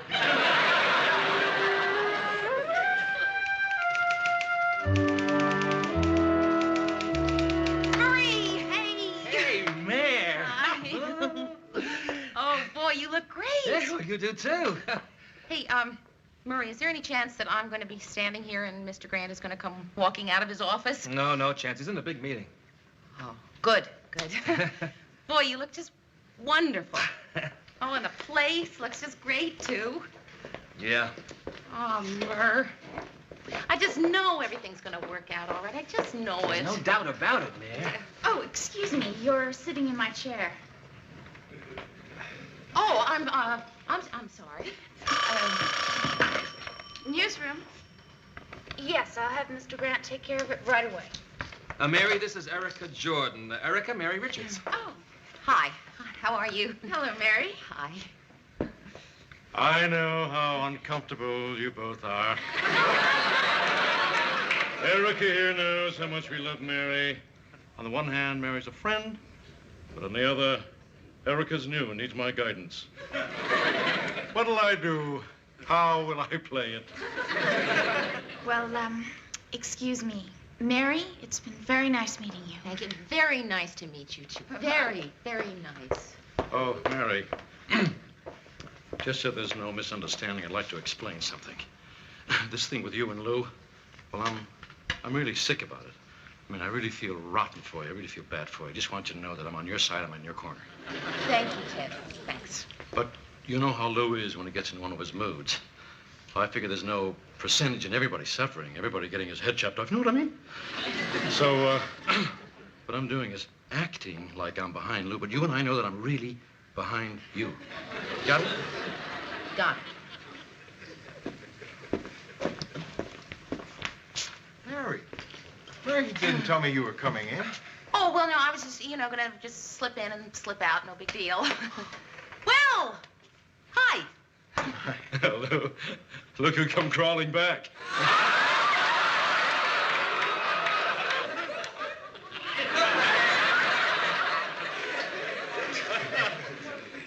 Oh, say, Lou, you want to have lunch with us? It might solve a lot if you have lunch with us. Oh, no, thanks. I had lunch. Well, it's not eating I'm talking about, Lou. You don't have to eat anything. Why don't you take a walk with us? Oh, I can't, Mary.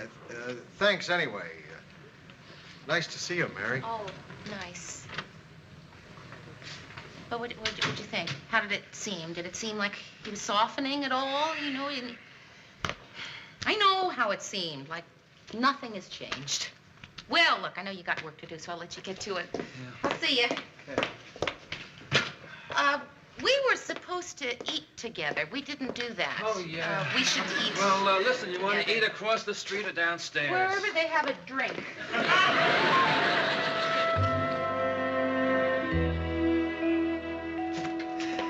Oh, Murray, that was a terrific lunch. Really good. Oh, you wanted your address book. Right. Hey, Mayor, you're going to be okay. Yeah, I'm okay already. And, well, I'll tell you something, Murray. It's a relief, you know? It's like when you realize something is over, you know, really over, then you can relax with it. And now I know that I'm not coming back, and my life can go on. Well, I'm glad you're taking it this way, man. Yeah, really, I'm fine. Listen, give my love to Marie, will you? Yeah. And I'll call you really soon. Okay. Okay, bye-bye. Bye, man. I want to come back. I want to come back. Murray, I don't like it out there. I like it here, and I want to come back.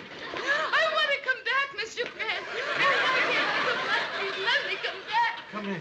I'll get you a glass of water. You want a nice glass of water? No, I want to come back. Oh. Well, we'll just take care of it all. What'd you do to her? Sit. Oh, Mr. Grant, I'm so sorry. I'm just really sorry.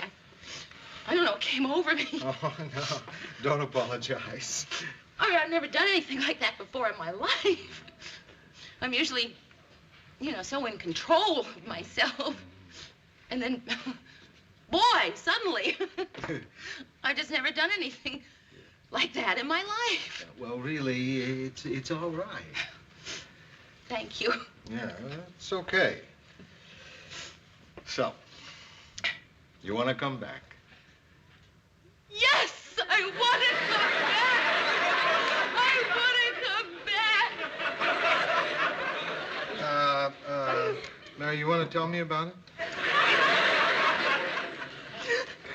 Mr. Grant, it's just so lousy out there without my friends. It's so Cold. cold, boy. That's the word. Well, I know. It hasn't been exactly a warm spell around here either. Everybody mad at me for what I did to you. Going around giving me dirty looks, glaring at me over their coffee cups. Somebody came in here during the night and broke all my pencil points. I don't know why they're all so mad at me. What did I do? I mean, I missed you as much as anybody. More. And I missed you so much. And I want to come back, but now I see it's too late. Because there's some other person sitting in my chair. Oh, is there some other person sitting in your chair?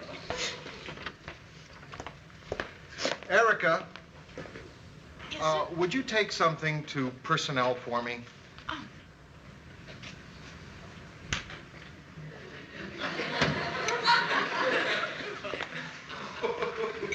Right away, Mr. Grant.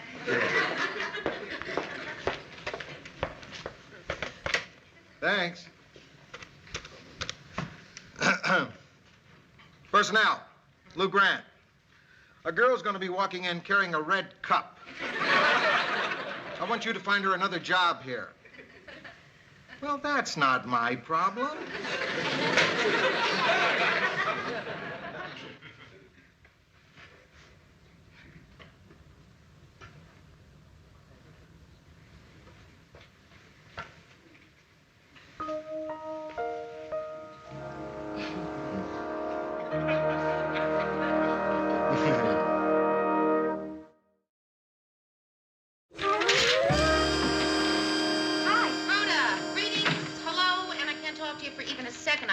The last of these obituaries. Oh, listen, I'll give you a hand. No, that's okay. I'll just barrel right through and get them finished. Oh, Mary, I wouldn't kid around this time. Not after Yeah. what you've been through, kid. Please. Really, I really would be serious about it. Sure. Let's do Robert Redford. When Rhoda. Robert Redford departed, those closest to him claimed to have heard him say one word, one last word, over and over. And this one word was Rhoda. Oh, boy. There is no clue as to what this strange word meant to Redford. but many believe it was probably the name of his sled.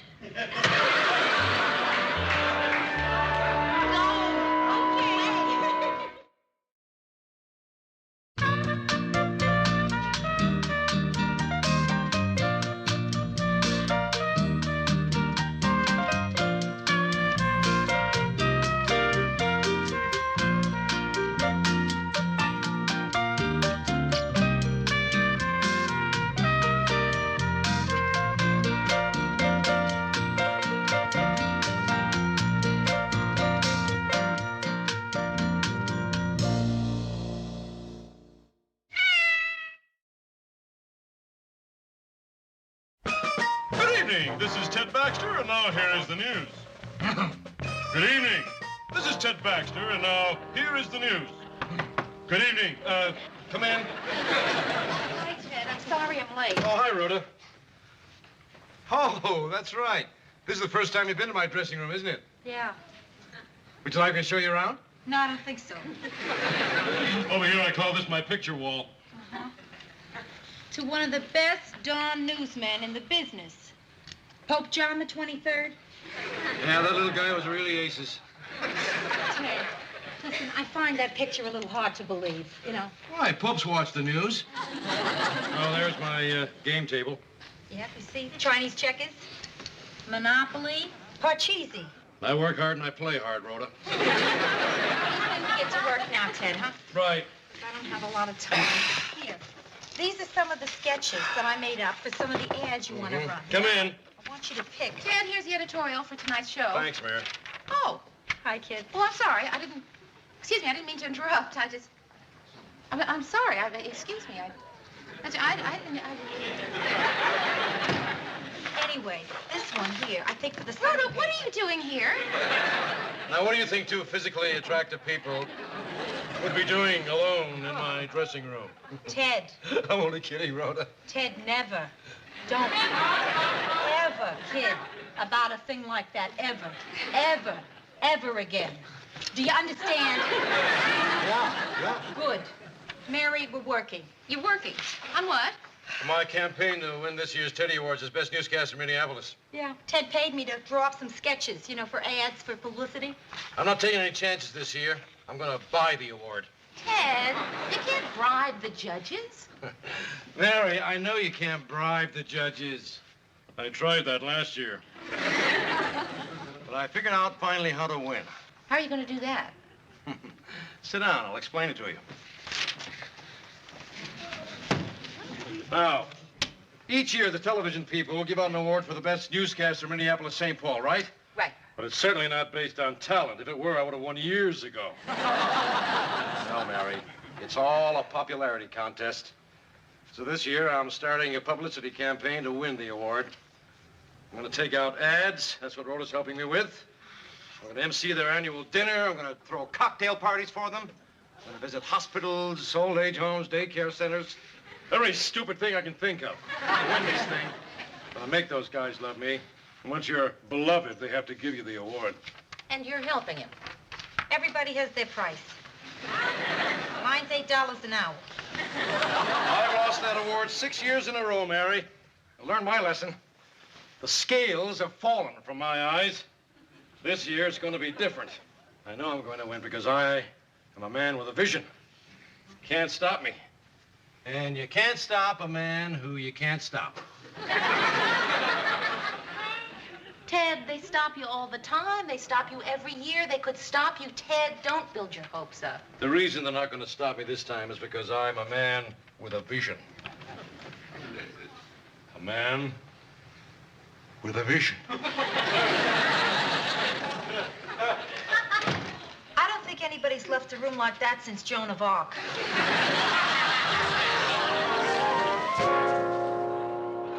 In reply to that question, a White Horse Souse announced today.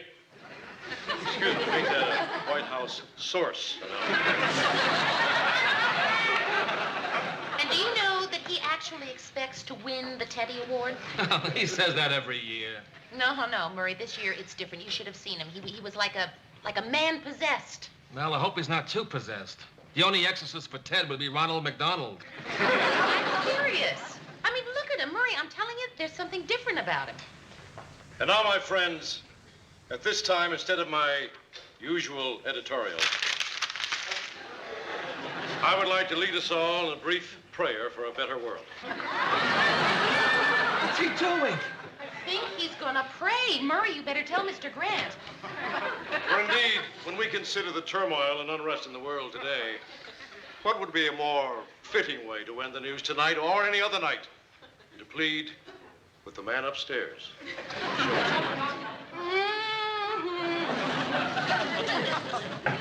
Come in. Lou? What is it? I hate to tell you this, Lou, but somebody's got to tell you, and might as well be me. Tell me what? Well, you know how it is, Lou. Sometimes people confuse the guy who brings the bad news with the bad news itself. You know what I... No.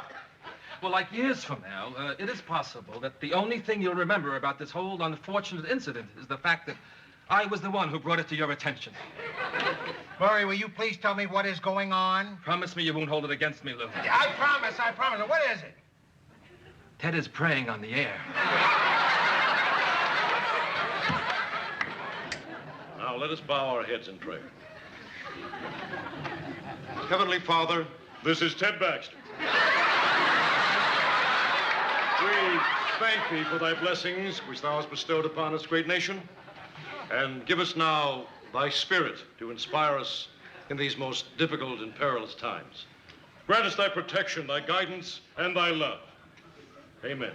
And thanks for listening. Why is he praying? Did the ratings come out? Mr. Grant, I think it may have something to do with his campaign to win the Teddy Award. Murray, go get Father Baxter and tell him I want to see him right now. Yeah, right. Mary, I'm going to fire him. You can't fire him. Oh, no, just watch me. Mr. Grant, you can't fire a man for praying on the air. They'll get you for it. You're right. Oh, he's shrewd. We think he's stupid, but he's smarter than all of us. Mary, what am I going to do with him? I don't know, maybe if you just reason with him, he won't do it again. No. I'm too angry to reason. You better stay. You reason with him. When I get like this, all I can do is kill. You want to see me, Lou? Ted? Ted, I think Mr. Grant would like you to have a seat.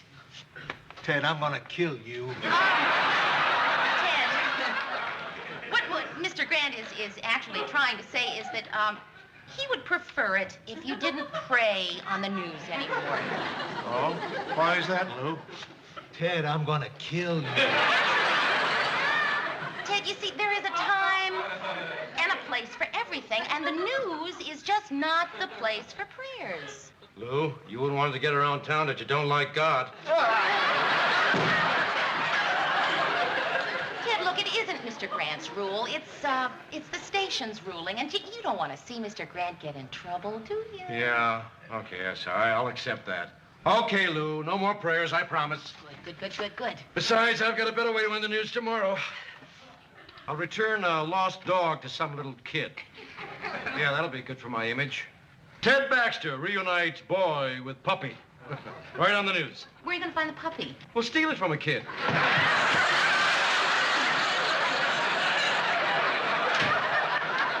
handled yourself very well, Mr. Grant. Very well.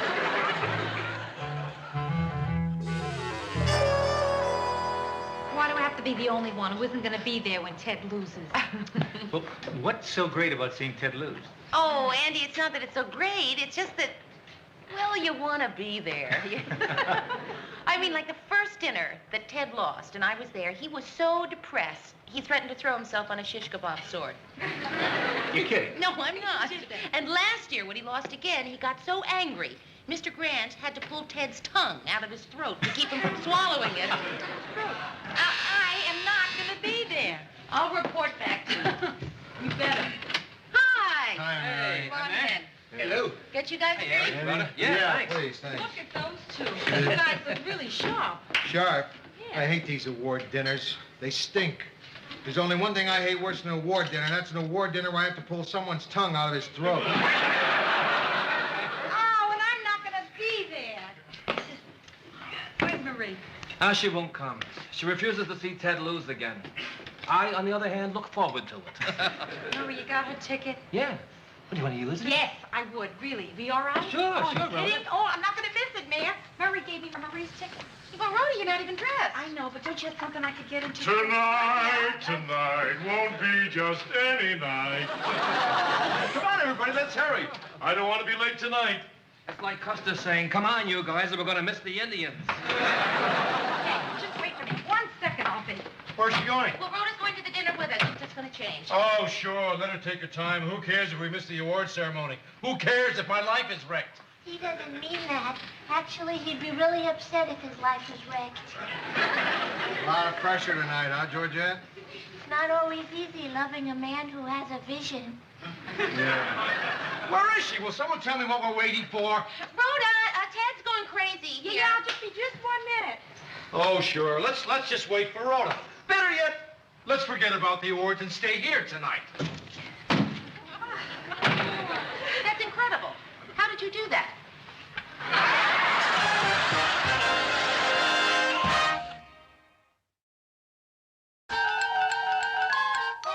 And the winner for Best Children's Programming, The Magic Lady Show, starring Louise Radisson. We got one break tonight. They didn't serve shish kebab on a sword. Yeah, it's hard for Ted to commit suicide by throwing himself on a broiled chicken. Mary, your category's next. Good luck, Mary. Thanks, Georgette. You know, Mary, I just realized something.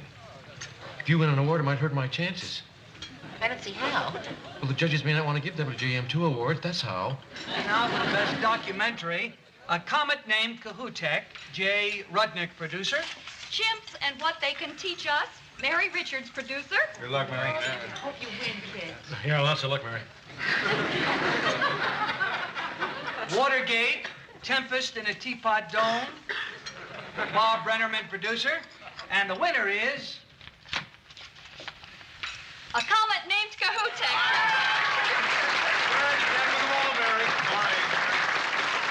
Why the comet anyway, Mary? All right, enough of making Mary feel good. I'm next. And now for the best newscaster. This is it. The nominees are Ted Baxter, 6 o'clock news, WJM, Ross Nelson, 6 o'clock report, WLNT. and Art Clements, the news at 6, WSRX. And the winner is... Please, let me win. I'll do anything you want. Just let me win. Just this once, please. Boy, they sure glued this baby together. Open it, open it! And the winner is Ted Baxter.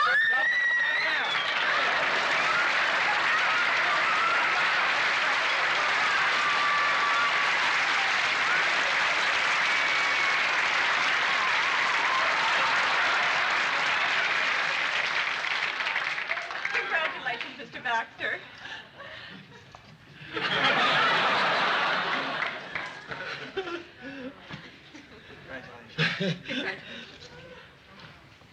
Please.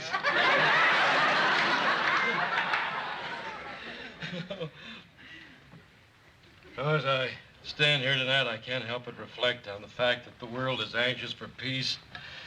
The doctors seek out cures for diseases, and that I couldn't care less. Because I've got this. It's so wonderful, I feel. You don't know. You really don't know. You couldn't know. I've waited so long for recognition. Not even recognition, just one drop of approval. Tiny little pat on the back. Going so long without a kind word.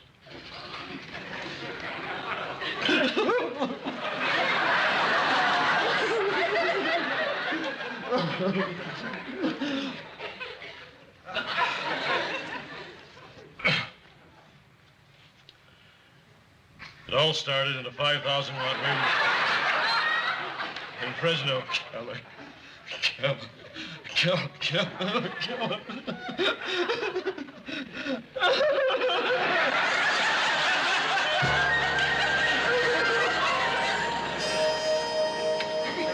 Yeah, it was some night. You know, I never heard a grown man cry so hard in so long. Yeah, I know. The microphone began to rust. I didn't think you'd ever stop. Oh, if it hadn't been for you, Lou, he might still be up there. You don't think I slapped him too hard, do you? Oh, Mr. Grant, I think you slapped him just right. Hey, you know that spot where Ted was crying? Nothing will ever grow there again. Did you ever see so many tears in your life? Once, when I told my mother I'd stop saving myself for the right man.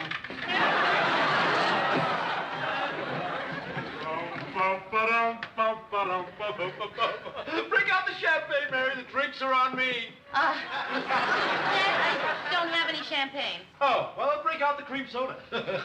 What a glorious night. I love you, Twin Cities. I love you, world. Ted Baxter loves you. I love you all, my friends, my co-workers, friends of my friends, and my chick. I love you all, and I want you all to know that I won't forget you when Dame Fortune calls tomorrow. Perchance CBS will be looking for a co-anchorman for Cronkite. Perchance NBC will be looking for a replacement for John Chancellor. Or perchance it's an ad agency looking for a new tidy bowl man. But whatever the call, I know it's going to happen. I know it. You know why I know it? Because I'm a man with a vision. Say, Mary, where's your tape recorder? In the desk? Why? Hold it, sweetheart. Don't let anybody touch it. I want each of you who are with me tonight to record your thoughts at this historical moment. It'll be like my time capsule. Years from now, I can dig it up and know exactly what happened that fateful night that destiny took me by the hand. Too bad we can't keep the tape and bury Ted. Ladies and gentlemen, this is the night that Ted Baxter won the Teddy Award. And you are there. First, let's talk to the associate producer of WJM News, Mary Richards. Ted, I don't want to. Mary, tell us exactly what you said to yourself the moment you heard that Ted Baxter won his first Teddy Award. The moment I heard. Well, I guess I said to myself, son of a gun, the man bought himself an award. It's so touching. And now, let's talk to the producer of WGM 6 o'clock News, Lou Grant. Will you say a few words to our listening audience, Lou? I'm sorry I had to slap you so hard. All right, Dad. And now, let's hear from this young lady. Could you tell us, how do you feel, please? Well, when you won the award, I was so proud and so glad that you're successful and everyone respects you so much. But a little nervous that now you've gotten to where you are, you might not want someone like me for your girlfriend. That's just the kind of thing I want to hear. Thank you. Ladies and gentlemen, that was Candace Bergen.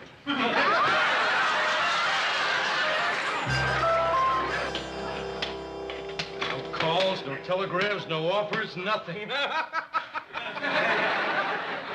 I spent over $4,100 for this thing and nothing. Well, I could have bought a lot of things for $4,100. Right. You could have saved your money till you could afford an Oscar. You know, sometimes I don't believe I won anything. Maybe it's all a dream. Can't be a dream because I'm holding this. Maybe I'm dreaming now. Mary, tell me I'm not dreaming. Tell me I really won. Yes, Ted, you won, you won, you won. Thank you. For a minute, I thought there was something wrong with the old upstairs. Mary, what's wrong? I mean, everything's the same. I won an award. I mean, something should be better. I'll call my answering service. Probably there's some calls. Mary, come here. Mary, you won't believe who I think I just saw coming down that hall. Who?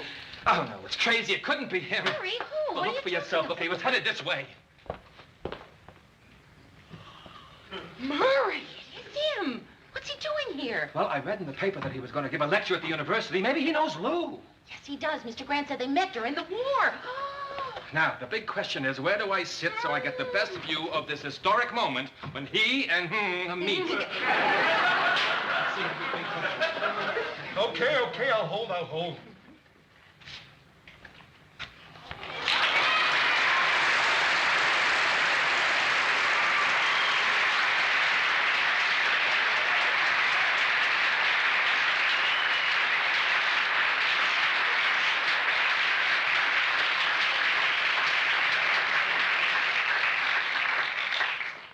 Excuse me, could you tell me where I could find Lou Grant? Yeah, he's right in there. Hey. Can't go in there without an appointment. Ted? I think he's expecting me. Walter! Lou!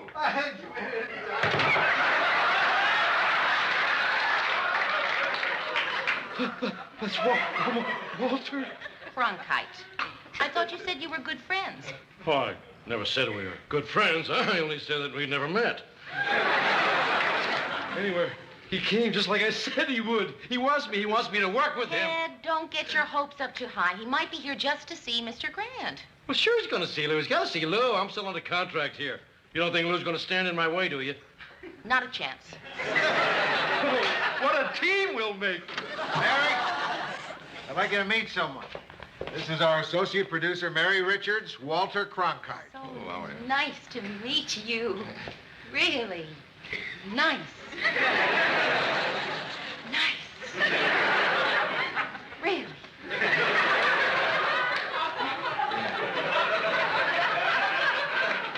And this is our head writer, Murray Slaughter, Walter Cronkite. So nice to meet you. Really. Nice.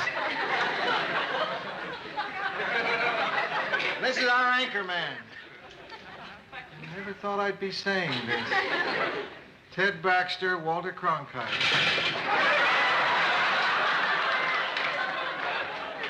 It's an honor to meet you, Mr. Cronkite. Call me Walter.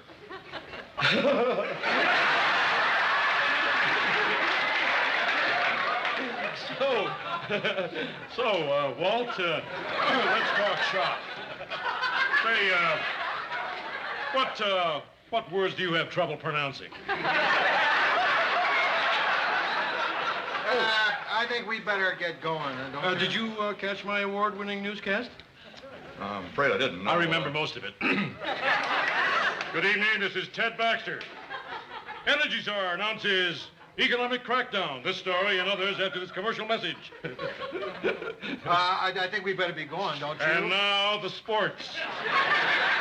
In hockey, the North Stars 3, the Kings 0. I put that in there. Oh, what do you think, Walt? I think I better be getting to the airport. I'll go with you. I'll give you the rest of the news on the way. Gonna get you for this.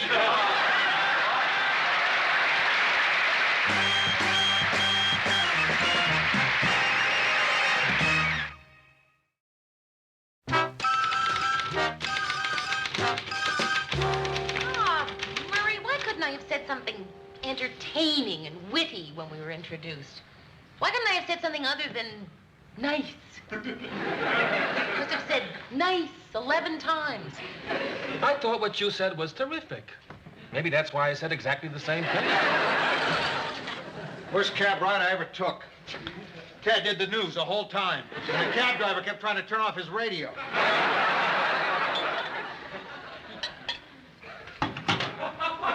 I don't understand it, Lou. I don't understand it. I thought he wanted me to go with him. I thought he wanted me to go to New York with him. I'm sorry, Ted. No one wanted that more than I did. But he told me I could call him Walter. I heard him. Did you hear him say that? Didn't he say I could call him Walter? Yes, Ted. I mean, I didn't make that up. Walter Cronkite stood right here and said, you could call me Walter. Didn't he, Mary? Didn't he say that? Yes, Ted, he did. He said that. He did. All right. That's a beginning. It's a start. The seed's been planted.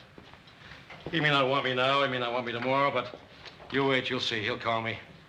I know he's going to call me. You know why I know he's going to call me? Because you're a man with a vision? No. Because I swiped his pipe.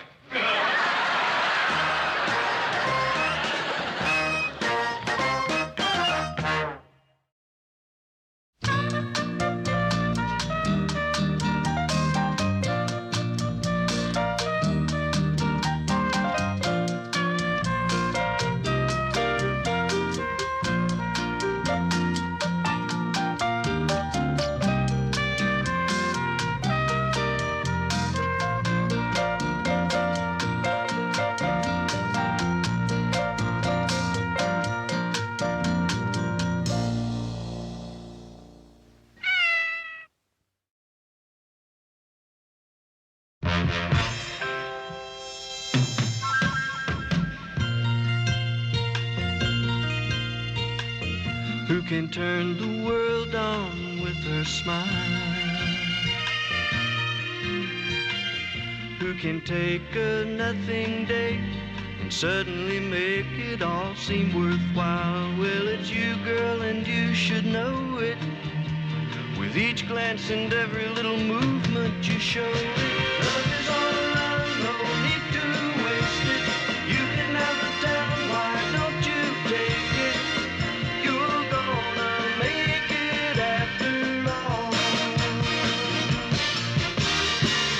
You're gonna make it after all.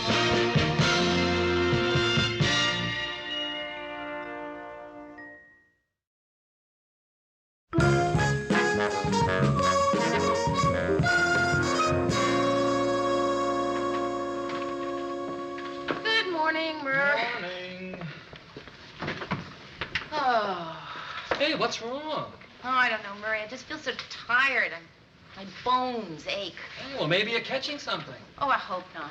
I hate being sick. I hate lying in bed and having your friends bring you these dumb word games that they wouldn't play with you even if you were a well person. Having people send you these cards with pictures of little puppies that have thermometers in their mouths saying, "Hope you're up real soon, wagging your little tail." I just don't want to be sick. Listen, Mayor, I hope you're not, but there is a bug going around. All right, gang. And here it is now. All right, gang, give it to me straight, and don't pull any punches. Ted, don't say something like that to me. But, Murray, I want your opinion. What do you think of my hair? Well, you got to be more specific, Ted. It is in a good location. It's part of my new youthful image. Granted, I thought that at one time white added dignity, but now that I'm the dean of commentators, I think I can dispense with that. Yeah, I dispensed with mine 15 years ago. You know, Ted, it really doesn't look any different. But that's the beauty of this stuff.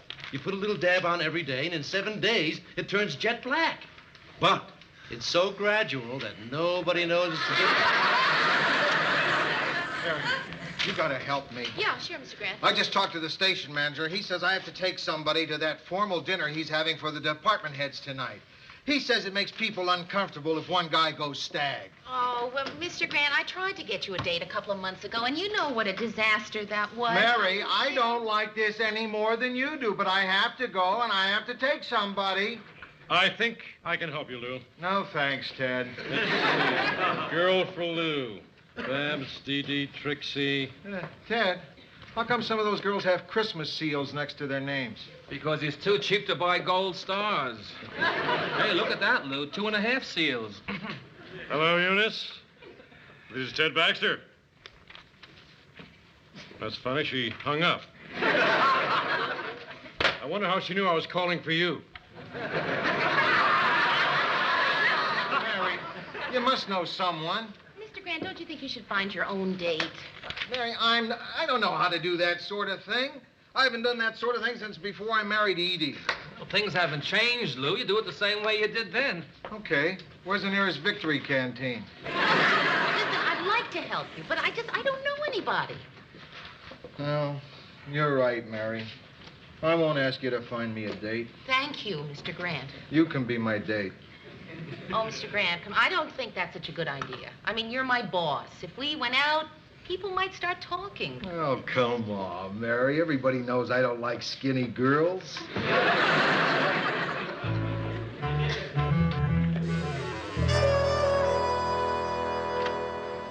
Oh, Mr. Grant, don't you look nice? You're not dressed. I know. Hey, listen, I don't want to go to this thing any more than you do. But if we're late, we'll miss the best part, the drinking. Mr. Grant, I don't think I'm going to be able to go with you tonight. Mary, you have to go tonight. I have to take somebody. But, Mr. Grant, I think that I'm really coming down with something big. Anyway, I talked to Rhoda, and she said that she would be happy to go with you. Rhoda? I don't want to go with Rhoda, Mary. But Rhoda's a lot of fun, you know? She's a lot of laughs. Hey, I don't want to go with someone who's fun. I don't want to go with someone who's a lot of laughs. I want to go with you. Mr. Grant, I'm sick. Look at me. You look all right to me. Oh, Oh, all right. I'll go with Rhoda. Oh, thank you, Mr. Grant. You'll have a great time. You Yeah. will. You like Rhoda. She dresses funny. She doesn't. Well, what about the time when we went to lunch together? And she had on that T-shirt that said, "I live to boogie." Mr. Grant, she won't wear a funny T-shirt tonight. I'm sorry you're not going to be there. They really have great food there.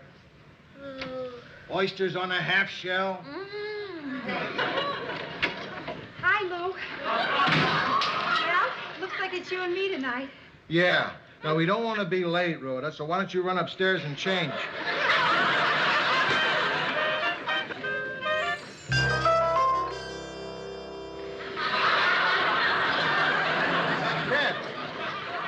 Ted, what happened to your hair? What about my hair? I don't know what you mean. It's the same youthful shade it's always been. Oh, I just thought it was dirty. Where's Mary?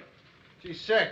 Hey, Murray, you think maybe we ought to send her flowers? Yeah, I already did. Well, why didn't you ask me? I wanted to sign the card. Why didn't you wait? I wanted to send flowers to Mary, too. I always want to send flowers, and I always forget. Remember the nice girl in personnel who had a baby? I wanted to send her flowers, and I forgot. Then later, when she left to get married, I forgot again. Mary, I care a lot about Mary, and I want to send her flowers. Right, Lou, so do I. Tell you what, you arrange for the flowers, I'll send the card. hi, Lou. Murray. Oh, don't stop talking on my account. I'm not shocked by a little good, earthy man talk. So go on. What were you two men talking about? Flowers? Yeah, Mary's homesick. We're sending her some. Oh, Lou, may I make a tiny suggestion? Instead of flowers, why don't you brighten Mary's sick room with a bowl of goldfish? Goldfish? What does she want with goldfish? They're so practical, frolicking in their little bowl. They're jolly, cheerful friends. And then afterward, when they're dead, they make wonderful fertilizer for us. Anybody want half a tuna sandwich? Lou, Huh? I hear Mary couldn't make it to the party last night. I wish I had known. I could have helped you out. I could have gone with you. I took Rhoda. Oh, Lou, how lucky you were to find a last-ditch alternative. I had fun. Yeah. In fact, I really had a lot of fun. Listen, Sue Ann, I think I'll call Mary to see how she's feeling. Well, look, I just called to see how you were feeling and to see if you got the flowers I told Murray to send.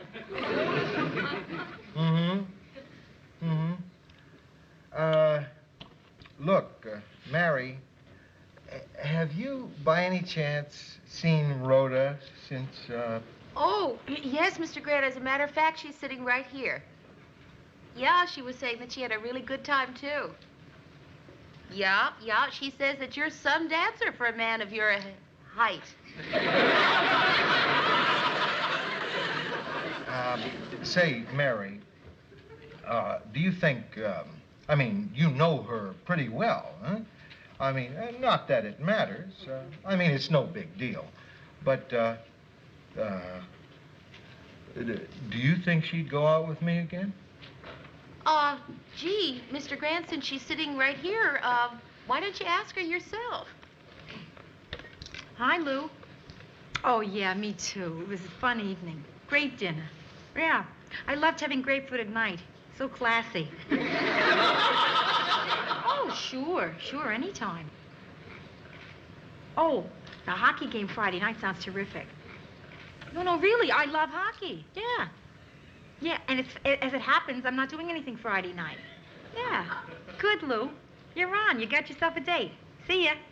Wow, Rhoda, twice, huh? Hey, you better watch it, kid. People will start talking. Paul, this is Rhoda. Listen, I have to break our date Friday night.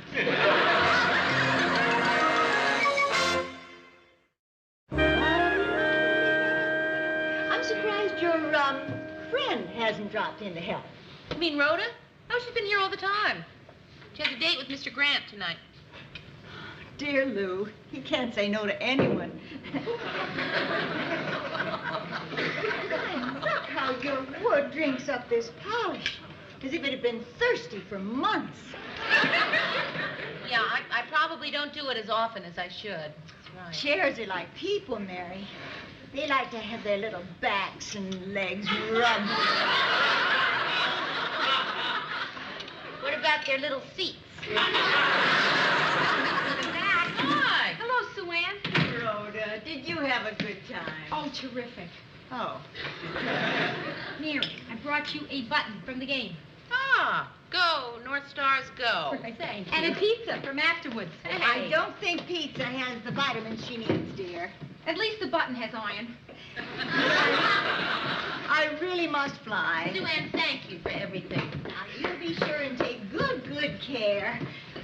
Stay warm, avoid drafts, get sun, force fluids, drain sinuses, inhale steam, eat roughage, no pizza, and rest. And then every day in every way, you'll just get better and better.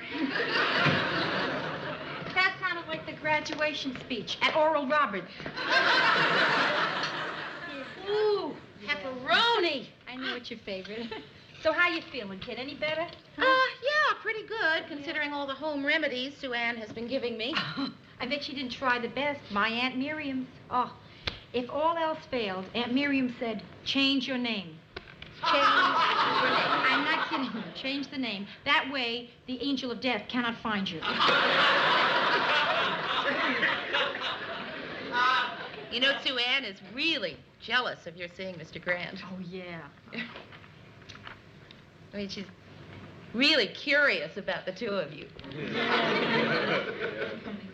I mean, she's just so obviously wanted to know what happened tonight, you know? Yeah.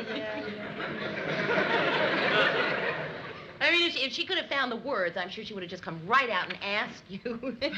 She asked me, you know, and I had to, of course, tell her that I didn't know, but that I was certain that when Rhoda got ready to tell me, that Rhoda would tell me. That's fine, Mary. Yeah? Yeah.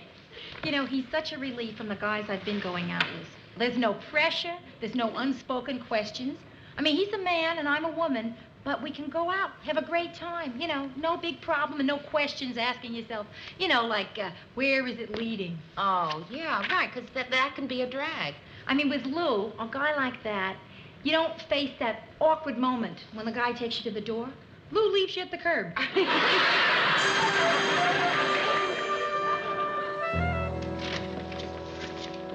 Morning, Lou. Hello, Murray. Lou, I hate to spoil your good mood, but Marie wants me to ask you to come over for dinner tonight. His sister is visiting us. Again. Gee, Murray, I can't. Good answer, Lou. No, tell Marie thanks, but I'm having dinner with Rhoda tonight. Well, you know, I really think it's terrific about you two. What is terrific? The situation. There's nothing going on. There is no situation. Oh, come on, Lou. You and Rhoda have become an item. Oh, come on, Murray. Hey, Murray, Lou. Say, Lou, I hear you and Rhoda are going out again. That's right.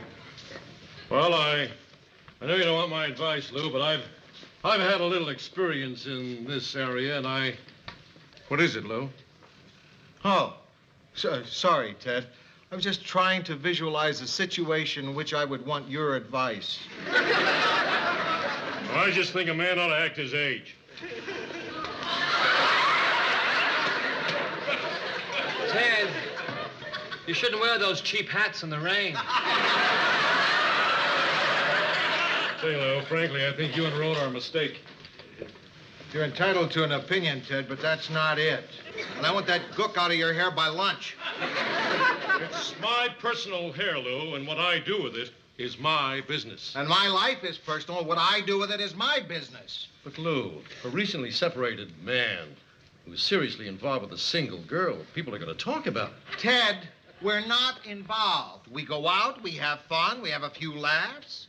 She likes hockey. She likes an occasional beer. Sure, Lou. There is nothing going on. Good morning, everybody. Hi, Mayor. Hey, how are you? Oh, I'm good. Really? Good. See, Mayor, she didn't notice a thing.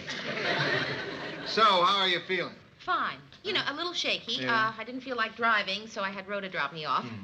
So, what's going on? Nothing.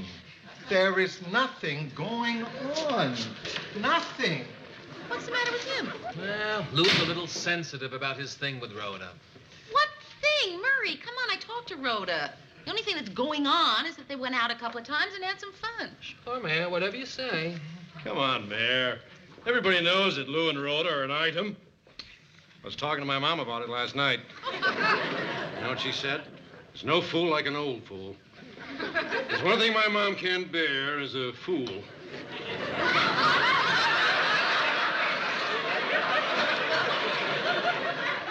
She did once, Ted.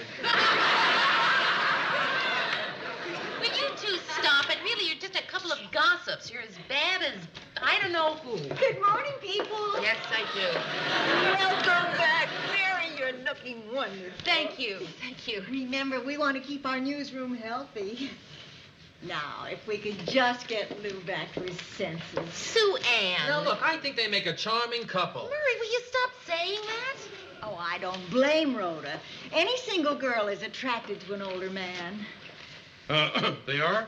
Oh, of course. How else do you account for the parade of chorus girls and bosomy starlets on the arms of silver-haired gentlemen?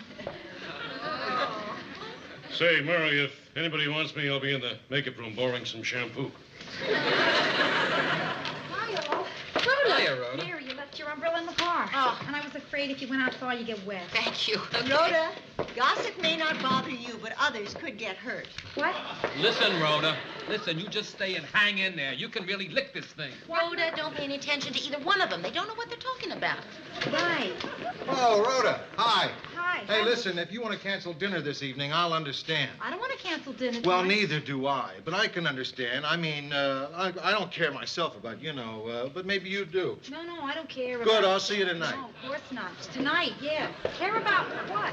Mary? Ted, will you tell me what's going on in this office? I mean, what is the big secret that I'm not in on? It's hair coloring, Rhoda. I'm really an older man.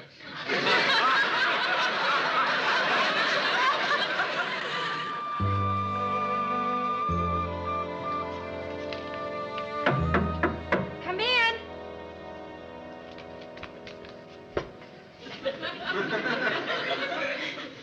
Hi. Hi.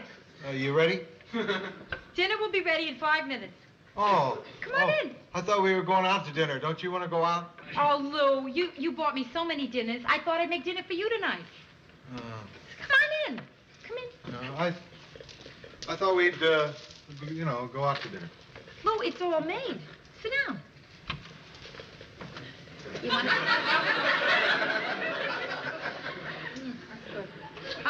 you want a drink? Yeah, I could use a drink. Okay, I got Mogan David Blackberry. You like it? Oh, no, that's a little too sweet for me. Right. I like it myself. Hmm? Sometimes I freeze it and make popsicles. Well, now wait. Here's a bottle of something brown. I'll take it. Oh, listen, is founded in 1849 a good year? Oh, one of the best. Okay. Yeah. Good. I'm glad I had it. What? This is the first time I've been alone with you in your apartment. No, it isn't, Lou. Do you remember Mary's party? Yeah, when we came up here to escape? When Yeah. Ted started to sing, I Gotta Be Me? Yeah, well, anyway, it's the first time I've been here since you and I became an item. An item? Who thinks we're an item? Ted. Oh, who cares? Yeah. The only man in the world who takes the phone off the hook to watch Yogi Bear. And Sue Ann. Next. Murray. Yeah? Yeah, Chuckles the Clown. Uncle Oompa the Poker Prince. I guess the only one who doesn't think that we're an item is Mary. Well, thank heavens for Mary. Oh. At least there's one realistic person who knows that there's Nothing going on between us. Right, good. I don't know if it's a Scotch or Mary, but I'm feeling a lot better. Terrific. Yeah. Oh. Yeah, come in there. The earrings you wanted to borrow? Oh, yeah. Hi, Mr. Grant. Hi, Mary. Listen, kid, I won't be needing them. Lou and I decided to stay in tonight. Oh. Oh, well then, I just trot back down to my little apartment and put the earrings away. I have this little box that I keep them in. Well, unless you think you'd maybe change your mind, you'd want to go out after you didn't want to. Do we? Do you? No. Well, no, then you have no use for them here. It would be silly to put them on. Mary, you want to stay and have dinner? Ah, come no, on, there's no, plenty. thank you. No, Please. can't, really, no. No, I got a lot to do. I've got to, Yeah, what? Put my earrings away. Goodbye.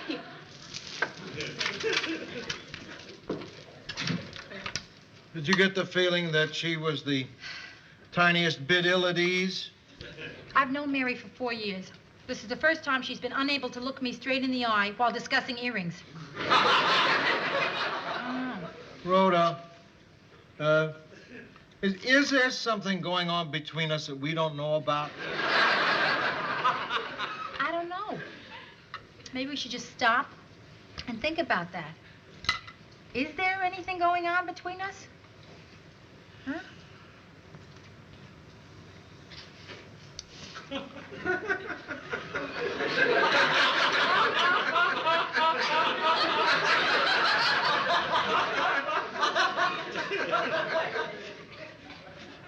Lou, there's nothing. Nothing. I didn't think so.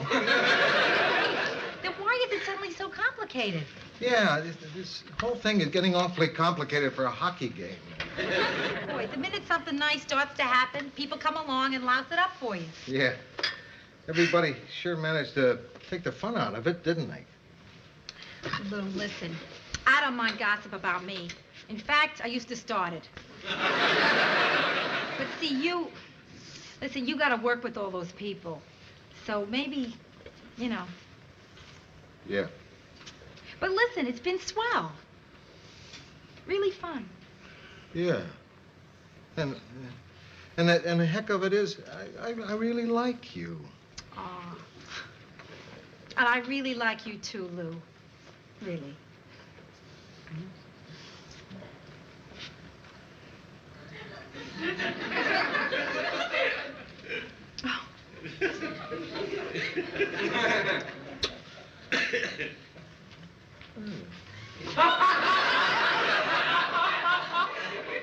Listen, I'll see you, huh?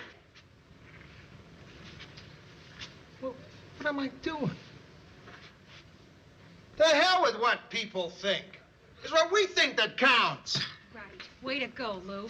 Way to go. Yeah. I mean, so it's dumb gossip. It shouldn't bother us. No, huh? no, ridiculous. it's not gonna bother us. Right. Okay. Now, the North Stars are meeting the Rangers tomorrow night. Do you want to go? Do I want to go? I don't want to miss that game. Listen, I'll pick you up at the newsroom. No.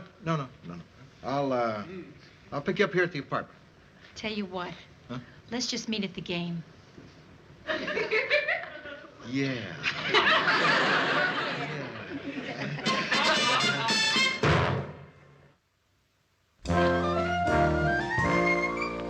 Oh, Mr. Grant, I never thanked you for the flowers and the card. Well, actually, Ted sent the card. Oh, yes, I know. Huh. Well, who else would send a picture of Ted inscribed, "Thanks for watching and get well soon"? Hi, Lou. Hi. Say, Lou, now that you have your life to yourself again, I was wondering, perhaps you and I could get together tonight. Oh, that's terrific, Sue Ann. Yeah. Tell you what. I'll meet you right after work, and we'll go over to the driving range and hit a bucket of balls. Silly me. I'd love to, but I just remembered I have a big show tomorrow, and I have to go breadcrumb my chicken parts.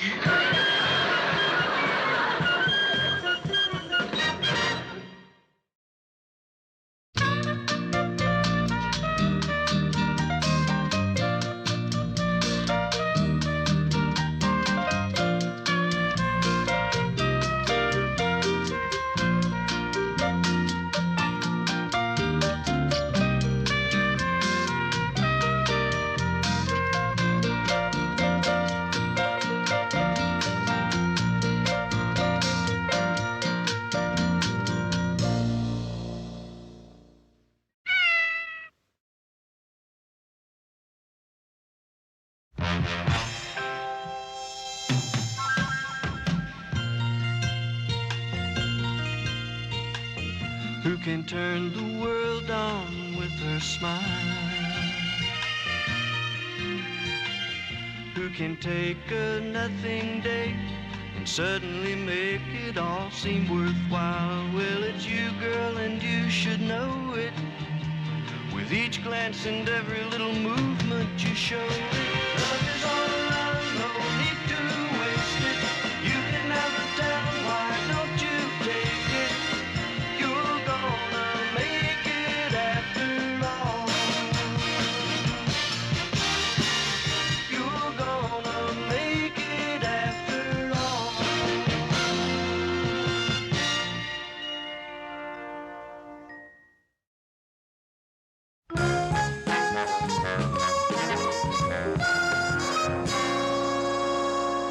Oh, say, Murr, I'm sorry I missed a whole page of your copy last night, but I doubt if anybody noticed. When I realized I was running short, I ad-libbed an editorial. Yeah, that was really quick thinking, Ted. An editorial on why stewardesses should wear tighter skirts. It's a simple matter of safety, Murr. Loose clothing can get caught in machinery. What are you working on, Mary? Oh, it's nothing, Ted. Oh, come on. What is Ted, it? really, it's nothing. Come on. No. Come on. No. It ripped. Keep your secret. Nobody tells me anything around here Ted, anyway. it's not a secret. It's just a course in writing I'm taking. Writing? That's taking a step backward, isn't it? No, Ted, not at all. Well, all I want to do is learn to write a decent paragraph, you know? I understand. Possibly work up to a short piece of copy once in a while. Maybe a full-length news story. Sure. You know, maybe even sell a couple of articles to some of the newspapers. Maybe place a few short stories in some of the better magazines, you know. After which, if an idea for a novel came to me, you know, who knows? Maybe a couple more novels, a book of the month, a bestseller, a little recognition, a few prizes, all of the prizes. Or maybe just write a decent paragraph. I wanted to be a journalist once. My student days, I was always on the paper. Where was that, Ted? Obedient school? I covered sports. They used to call me Scoop Baxter. That's a newspaper term, Mary. Yeah, Ted, I know. Well, I took a writing course once. But an anchorman doesn't have time to fritter away on writing. Cronkite does. Yeah, that's right, he does, doesn't he? He writes a lot of his own copy. Does? Boy, can you imagine writing and broadcasting? I mean, boy, what a satisfaction that must be. Yeah, 2 paychecks. Most of the big ones write copy, Ted. Well, I could write if I wanted to. The only reason I never wrote before this is because, well, it just never occurred to me. That's what you said about coming in out of the rain. Murray, you don't suppose that we may have put an idea in Ted's head, do you? Don't worry. If we did, it'll die of loneliness.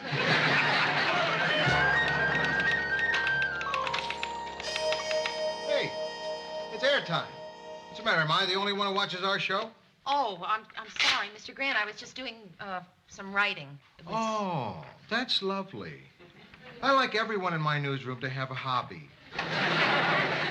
Aren't you going to watch the news? Lou, I wrote it. The big headline is a drop in soybean prices.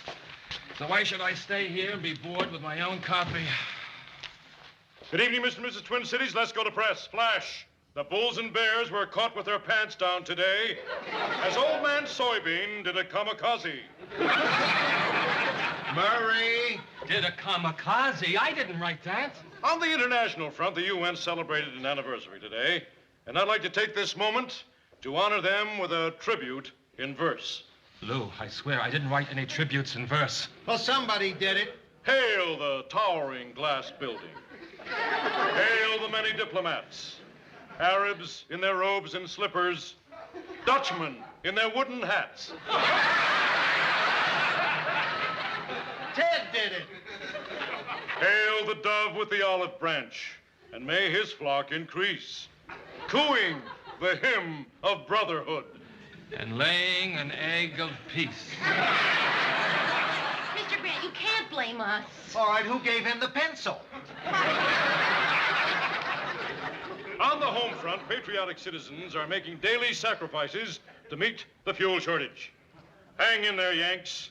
Let's tighten our belts and show the world it takes more than a little gas to stop Uncle Sam.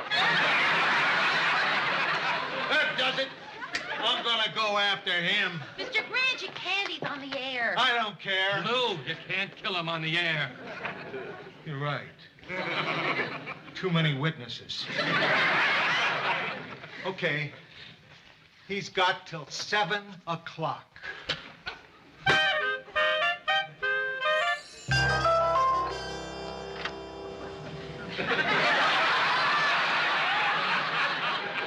Ted? Yes, Lou? Ted? Hi, Georgette. Ted? Hi, Lou. I want to discuss tonight's broadcast with Ted, so would you excuse us, Georgette, because it may get kind of technical. How do you mean? It'll mean using certain words you may not be familiar with. Oh, that's okay, Lou. She doesn't mind. I don't. Ted, I really think it would be better if Georgette would excuse us. Well, we're all friends here. What the heck, Lou? Not at the moment, we're not. I'll go get you a soda from the machine, Ted. I think Mr. Grant wants to speak to you alone. Thank you, Georgette. Thank you.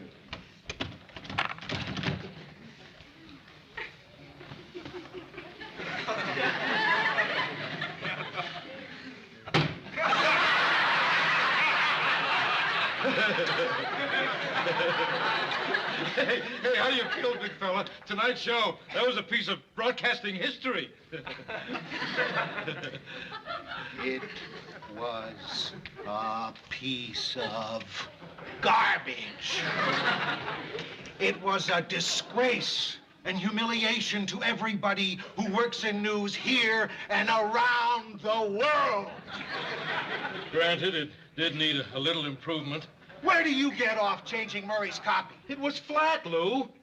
I didn't change the facts. I just jazzed up the language. Jazzed up. Jazzed up. Jazzed up? Ted, you do not change the wording of a direct quote. And I do not believe that the Queen of England calls the French ambassador the dude from Frogtown. My anchorman does not write copy. I won't have it. Well, the big ones do it, Lou. I see. I'm going to have to make something clear to you that I thought you already understood. You're not a big one. So knock it off, because if you try it again, I'll break your tongue.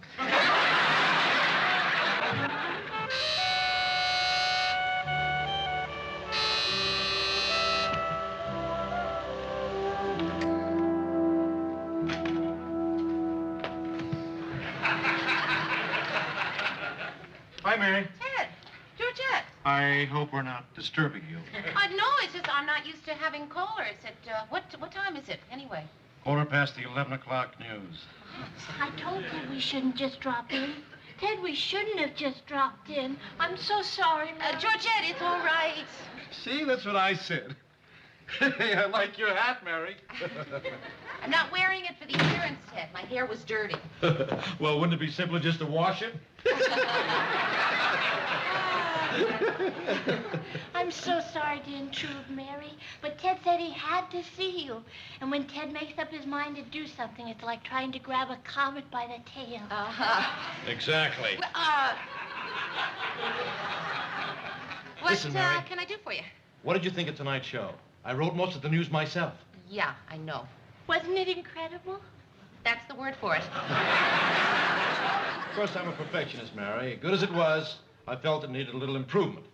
Now, I'm not one to put much stock in writing schools, but Ted feels writing is one of those things you have to be born with, like a deep voice or gray hair. Well, I don't know how much they can teach me. But since you recommend this course of yours so highly, Mary... No, wait a minute, Ted. I did not recommend the course. No, Ted, for you to take this course would be a big mistake. What harm would it be if I sat in on a few sessions? Ted, look, the course started 2 weeks ago. I mean, you'd never catch up. Mary, I'm hardly a beginner. You know, I've had newspaper experience. They used to call him Stoop Baxter. Ted, taking a course like this would be a waste of your natural gifts. What do you mean? You're a star. You've got talent. I mean, to take a beginner's course like this would just be a step backward. Well, that's what I told her. And he's absolutely right, Ted. I mean, it would take up most of his evenings, and you certainly don't want that, do you, Georgette? I just want what's best for Ted's career, though. Yeah, me too. How many evenings would it take up? A lot of evenings, Ted, so many. No, Ted, you just go on doing what you're doing so very well. And I'll see you tomorrow, okay? Thank you for your time, Mary. And I'm so sorry we had to bother you, but I couldn't stop my crazy comet here. Oh, no, that's all right. All's well that ends well, right? Good night. Mary, I've got to take that course. No, you don't. Yes, I do. Yes, I've really got to take Why it, Mary. do you have to take the course? Georgette looks up to me, but how can I have any self-respect if all I do is read what somebody writes for me? If you were me, Mary, would you have any self-respect? Gee, Ted, I wish you'd put it another way. I've got to take that course. I'll see you in class tomorrow night. Costs $100. If I decide to take the course.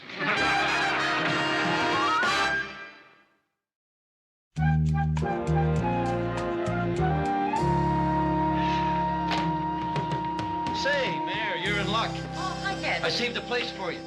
Well, no, that's all right. I sit right here in the back. Oh, I switched it. These things are more fun if you have a friend to sit with. Yeah, but Ted, I don't like to sit up front. It's too conspicuous. Fun. Oh, get a load of that. The people that think they can write. Where's old Granny sit? Right there, Ted. She's the teacher. Well, maybe you better introduce me, Mary, as a courtesy to her. Mrs. Malone, this is Ted Baxter. He's joining the class. Oh, your face looks sort of familiar, Mr. Baxter. The reason it's familiar is because I'm Ted Baxter, the anchor man. Isn't that exciting? My father was an old Navy man, you know. Mrs. Malone, Ted is in television. Oh, I am sorry. You see, I don't own a television. What does an anchor man do, Mr. Baxter? I broadcast the news. Really? I see. My nephew did that the summer after he graduated. You know, his family wanted him to get a job, but, you know, youngsters. So I think before we begin that I better introduce Mr. Baxter, who's just joined our class. Okay. When this course started, Mr. Baxter, we each stood and told a little bit about ourselves. Would you be willing to do that now? Well, I'm not the kind of a guy that likes to blow his own horn. Nothing I hate worse than the guy standing up there reading off a list of endless triumphs. So I'll just yield the floor to one of my closest and dearest friends who knows me better than anyone, Mary Richards.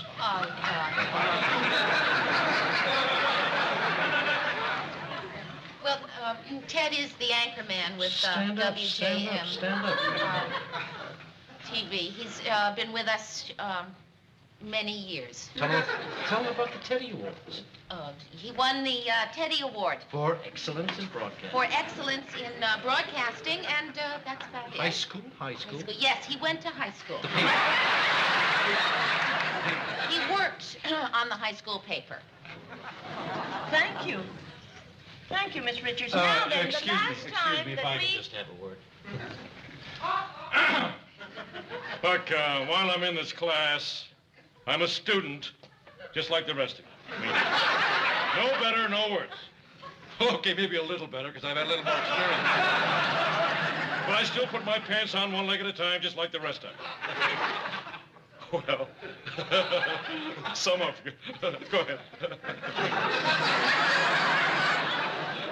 Well, thank you. The last time we were discussing the uses of alliteration, and I thought that it might be helpful for the moment to consider this passage from Herman Melville.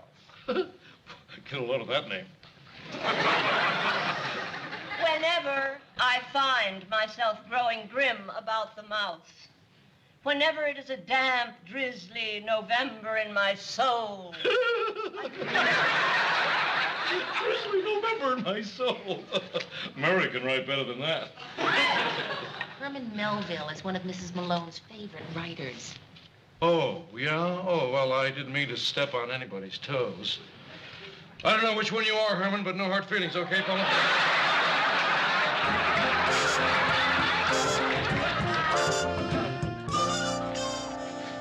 Say, just between us, Mayor, how's Ted doing in class? It's hard to tell. He hasn't written anything yet. Now, how come? Well, Ted's first day, the teacher wrote on the board, "Write what you know." Looked at that and frowned, and he hasn't stopped frowning. Well, how long can he keep that up? I don't know. Next week, we both have to read aloud a vivid description of an unforgettable experience. I took this writing course once from this hard-nosed old guy. On the first day, he said, "If you stay with me, you'll do nothing but write 7 days a week. Then you'll rip out everything you've written and rewrite it, and rewrite it again. I'll give you constant criticism and little praise, so that you'll curse the day you ever saw a typewriter. If that appeals to you, then stick around." Wow. And you know something? I bet he was a great teacher. Could be. I never went back. Well, listen, if you'd like, I'd be glad to lend you an excerpt from my memoirs of the Korean War, tentatively titled Hell in New Jersey. Yeah. I bet every guy in the service started a novel. Oh, yeah, you wrote one too, Lou. What was yours called? What difference does it make? Oh, what was it called, Mr. Grant? Too many foxholes, not enough love. Not a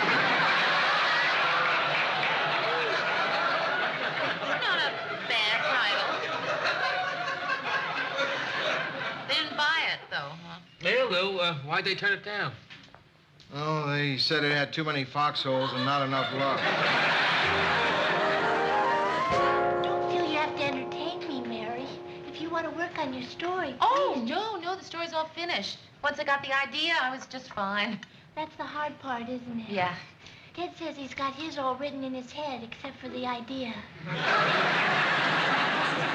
You mean he hasn't finished it yet? Mary, he hasn't even started, and he's been at it a week. He's driving me crazy. Is he writing it at your house? Why? I have a den. Ted says a writer needs a den. He bought a smoking jacket and a pipe and put his typewriter in my den. And every night, he puts in a clean sheet of paper and sits with his hands on the keyboard, whimpering. You want some more coffee? No, thank you, Georgia. Ted, Hi, Mary. Hi, honey. Hi. Mary, you gotta help me. You gotta write my paper for me. Ted, what are you talking about? I can't stand being embarrassed in class. I'm a celebrity. And if I'm embarrassed, the station's embarrassed. You owe it to the station, Mary. Oh, no, I don't, Ted. Mary, the class is tomorrow night. I haven't written a word. No soap. Mary, can I help it? If I flunked out English as a kid because I had to work nights? No good, Ted. Try again. I'll pay you. Better yet, I'll give you a mention on the news. I'll work you in during the weather forecast. Hurricane Mary. Ted. I am not going to write your story for you. All right, then, I'll write about this. I'll tell them how you turned down a buddy in desperation. Oh, come on, Ted. All you need is an idea. And I'm sure you'll come up with something. Mary's already finished, Ted. You did? Mm-hmm. What's yours about, Mary? Well, it's about something that happened to me when I was 17. Oh, boy. Another teenage reminiscence. Ted, please tell us, Mary. I love stories about being 17. Well, okay, I'll give you the general idea. When I was 17, I had a crush on the class president. He seemed older and really mature, and I was just so hoping that he would invite me to the graduation dance. But he didn't. Instead, I was asked by a shy, immature guy who didn't dance and didn't have a tuxedo. Boy, you must have been a real loser. Please, Ted, I think it's sad and beautiful. Go on, Mary. Well, anyway, I accepted Edwin's invitation because I figured that way I'd get to go to the dance and maybe Bob would notice me. Anyway, it was a beautiful spring night, and I had on my first strapless formal. I bet it was white. Of course. And when Edwin picked me up, boy, I mean, I could practically hear the music. So can I. Except we didn't get to go right to the dance. You didn't? No, on our way, we saw a dog that had been hit by a car. He wasn't badly hurt, you know, but Edwin insisted that we take him to the vet, so we did, me in my formal gown. Poor Mary. Poor dog. Did he pull through? Oh, yeah, but we got to the dance really late, and instead of telling Edwin that it was all right, I sulked. He had ruined my evening. He didn't mean to. Well, anyway, he said that he was sorry that I was upset, but that it really didn't matter to him whether or not people liked him. That what mattered was whether or not he liked himself. Boy, and that's when I knew who the mature one really was. Who?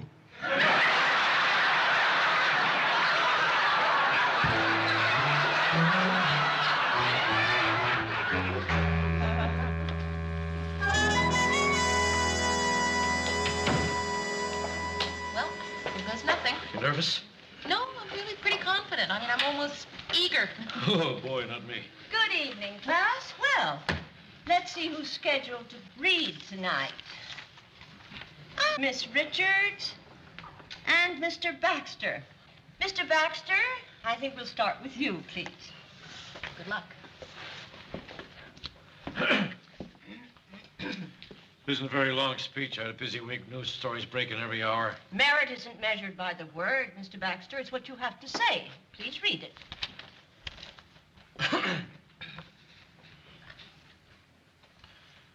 Storm-tossed waves pounded the beach and a blizzard shrieked round my ears on the night of my high school graduation dance. Sure, maybe I couldn't afford a tuxedo because I was saving every penny to go to veterinary school. That was no reason for my date, Edwina, to sneer at me. At last, I reached her house. One look at Edwina in her first strapless gown, and I realized who the mature one really was.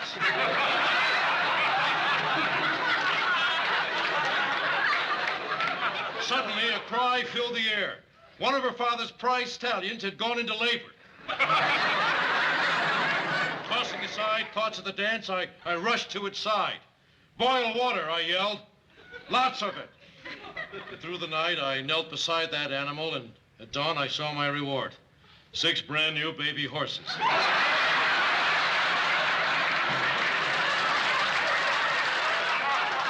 I love you, Edwina murmured. In that moment, I learned the lesson of my life. Who cares? I replied, I love myself, the end.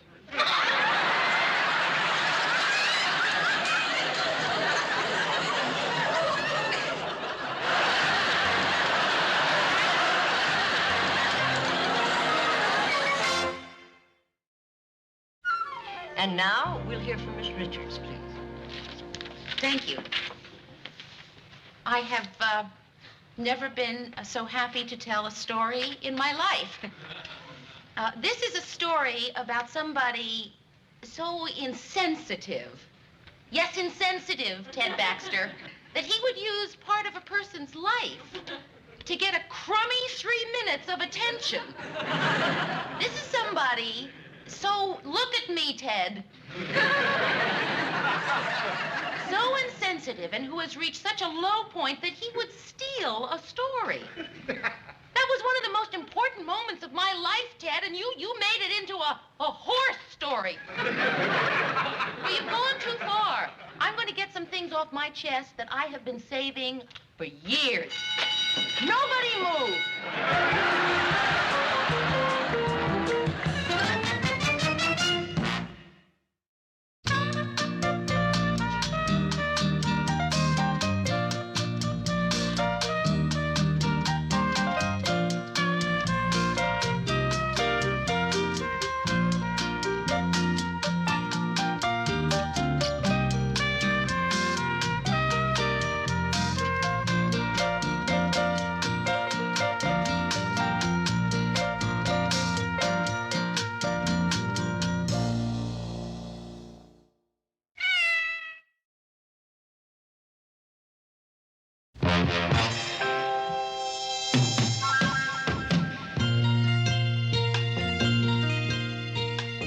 Who can turn the world on with her smile? Who can take a nothing day and suddenly make it all seem worthwhile? Well, it's you, girl, and you should know it. With each glance and every little movement you show it. Love is all around, no need to waste it. You can never tell, why don't you take it? You're gonna make it after all. You're gonna make it after all.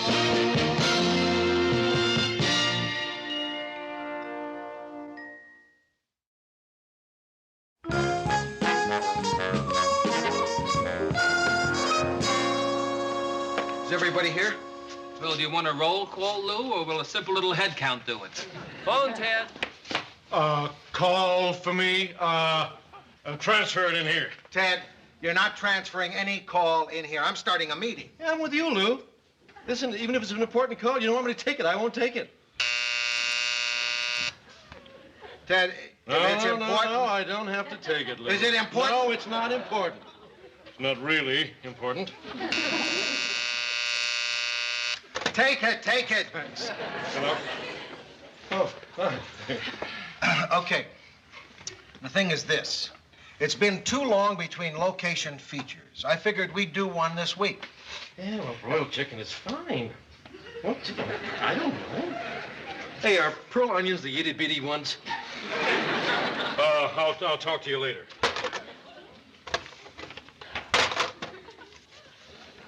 Now, I want to do a location feature, but...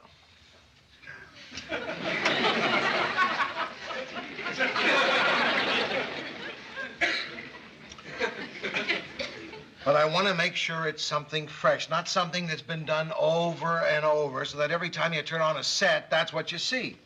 Any ideas? I don't want the energy crisis, or how to grow vegetables in your backyard, or Hubert Humphrey's drugstore, or a day in the life of an anchor man.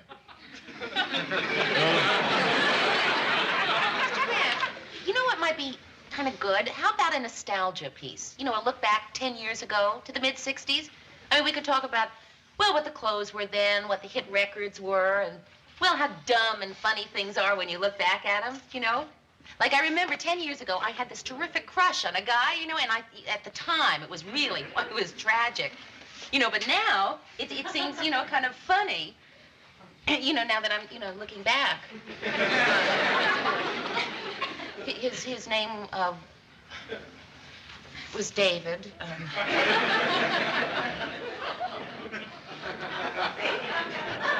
I hate nostalgia. I didn't like it then, and I don't like it now. I hate it too, Lou. Lou, I don't know if this is what you're looking for. Oh, come on, Murray. Well, a lot of times when I'm coming home after I pick up something from Maria at the market, I have to go past this place. It's a new singles club, Valentino's. And there's a lot of people standing up there in line waiting to get in, you know, and there I am holding my grocery bag with all the wrong things sticking out the top, you know, some milk and magnesia, and our copy of Family Circle. Well, I was just thinking that, you know, I think this singles bar would make a great story.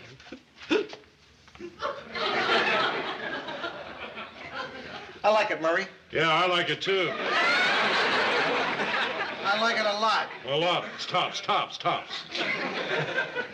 It's terrific. Newsweek had its biggest circulation of the year with its singles cover story. Now, the two of you will go there a few times, take in the atmosphere. Don't tell them who you are. And then we'll move the cameras in, and Ted can do a remote. That's terrific, Lou, terrific. We won't tape it. We'll do it live, right in the middle of the newscast. It'll have that off-the-cuff feel. It'll be great. It does sound very nice, Murray. Very nice. Could be filled with much human interest and make an interesting comment.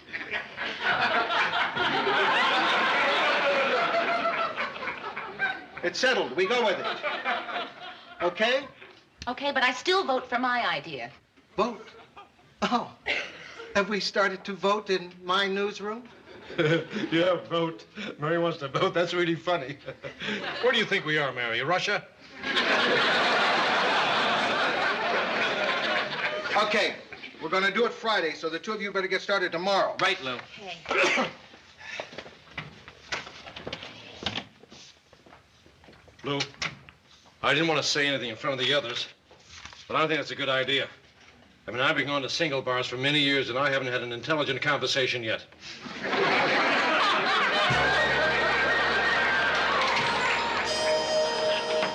Morning, Murr. Morning. So, tonight we swing with the singles, huh? Not me. What's wrong? No, nothing's wrong.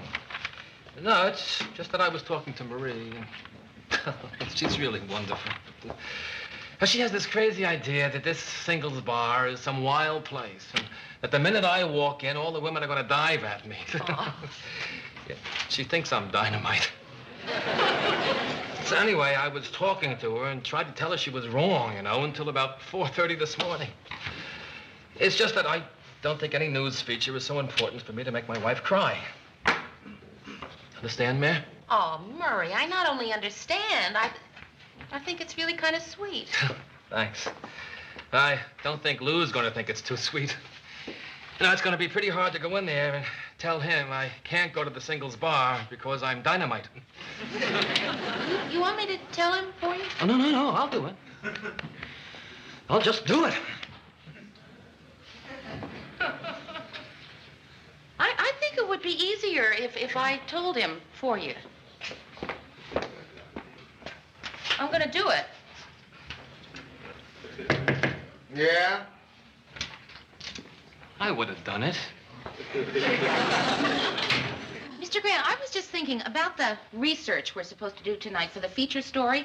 Wouldn't it make more sense, since it is a story about singles, and I'm single, for me to take it alone, and then, at some future date, if we did a story about married people, then Murray could take it alone.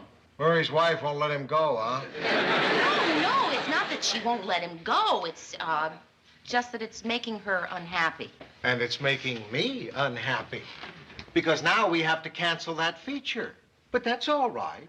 We still have that film we took of graduation day at the Barber College. Oh, Mr. Grant, why do you have to cancel it? Why can't I take it alone? Mary, these places, what do you think the men are there for? You think they're sitting at home and suddenly they say to themselves, boy, I'd better get over to the singles bar. I haven't gotten any great conversation in weeks. Oh, Mr. Grant. Okay. All right.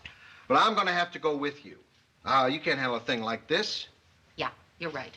You're absolutely right. I can't possibly handle it myself. So, I tell you what, why don't you go alone and I'll stay home? Okay. You're one of the best associate producers I ever saw. If you can't handle this job alone, no one can. Thanks. Call me every 20 minutes.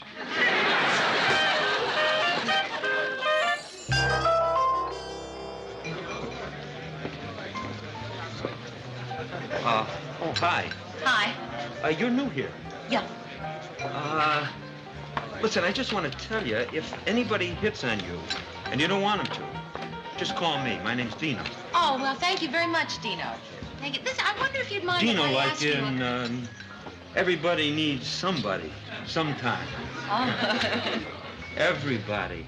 Right. Listen, do you come to this place very Now, often? don't tell me. I'll bet I can guess your name. Guess my name? Mary. Yeah, it is. It is? That's right. That's my name. It is? I guessed it? Yes, you did. That's great. It's amazing. sing. Let me try the last one. Maybe I'm hot. The last one? No, I don't think you can do that. Mary Green. No. Mary LeBlanc. No, you know, it's really, you're not going to Anderson? be able to. No. Ginsburg? Uh-uh. No. O'Reilly. No. Really? Lopez. No. Look, am I in the ballpark? It's Richards. Oh, I was going to say that next. Okay, now I answered your question. Could you answer some questions for me?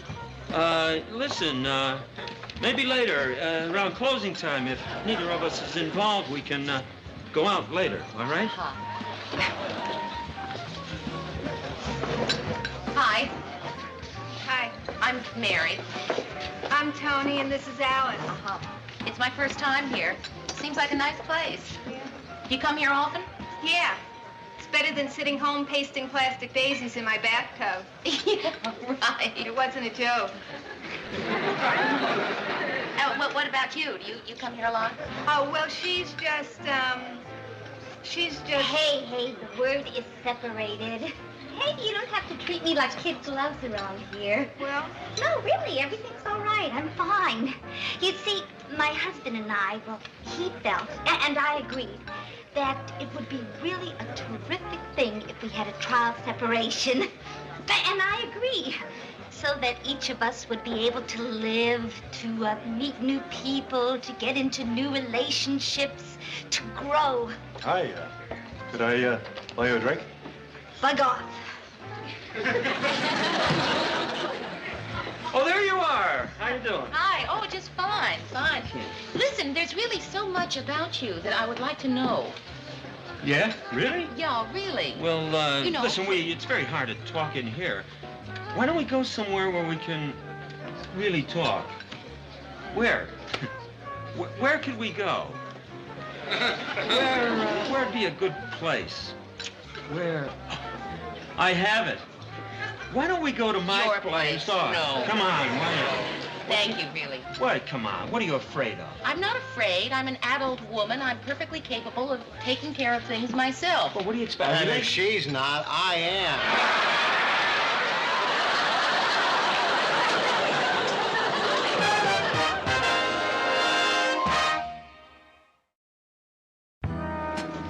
Mr. Grant, you weren't supposed to come here. I was handling everything just fine. You were not supposed to be here. Okay. I'm getting a drink. I'll leave you alone. Do your own work. Thanks. I gotta go do some research. Right. Say, bartender. Ooh, I'd like scotch on it. Hey, bartender, please. This is very hard for me. What? I'm very shy. This is very hard for me. Yes. My telephone number is 555-4425. What? Bartender. Hey, bartender. Listen. I'm sorry about that little rumble we had back there. Oh, forget it. No. It's it just amazes me how a guy like you, can walk in here and steal a girl away from Big Dino. Okay. Bartender. No, I gotta know. You gotta tell me. What's your secret? I mean, here you are, a guy that is a little, well, let's face it, who's seen a couple too many sunrises. How do you do it? How do you get the girls? What's your secret? I'm a terrific dancer. I get them drunk. So about how many times a week do you come here? Oh, about once or twice, unfortunately. Hey, Alice, I'm sure everything's gonna work out. Some good will come of this. You'll meet people. Listen, let's keep it loose. But later, around closing time, if we're both free, let's see if we can arrange something. You wanna? I guess so. Maybe I'll see you later. No commitment. There, didn't I tell you there are new people to meet all the time? That was her husband. Read me everything we have so far. We don't have anything so far, Mr. Grant. We keep crossing everything out. We've been going to that place for a week now. Tonight we're moving in there with cameras, and we still haven't come up with anything new to say. Neither of the men at the bar. Maybe we ought to just cancel. No. We can't cancel it. We've been running promos on it all week. WJM explores the no-holds-barred morality of the swinging single scene. Live as it happens, when it happens. All right. There has to be an angle to this somewhere. All we have to do is find I it. know, Mr. Grant. I've been going crazy trying to get a new insight into this. I mean, we closed up that bar every night this week. And all I've come away with is a purse full of wet change and some funny cocktail napkins with phone numbers on them. Oh, yeah? Let me see. Ted, they're men's phone numbers. Yeah. Oh, my fault. It's a lousy idea to begin with. It's nobody's fault. It's a good idea. Now let's try to make it work. Lou, here's something. How do you get down from an elephant? Not now, Ted. Mr. Grant, maybe I've been going about this the wrong way. You know, I mean, I've been treating this as a story about a place, and it isn't, you know. It's a story about people. All right. Now, what are we going to say about those people? Come on, Lou. Sometimes the laugh lightens the load. How do you get down from an elephant? Well, rather than saying those same dumb things, why don't we just don't say anything at all? I mean, Mary knows the brightest people in that bar, right? So why don't we just put the camera in there and let them do the talking? Maybe we'll get lucky. Yeah. Maybe it'll be a first. Now, Lou? All right, Ted. How do you get down from an elephant? I was hoping you knew. Phone number written over the answer here. I'm gonna rest till I know. The answer is you don't get down from an elephant, Ted. You get down from a duck. I don't get it. They call ducks' feathers down.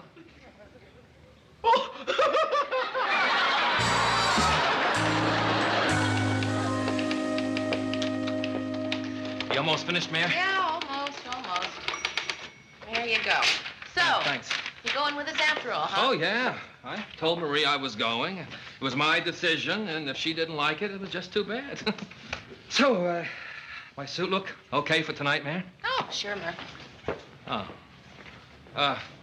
Well, I just wanted to look okay. No, that's a lie. Mary, the truth is I want to look...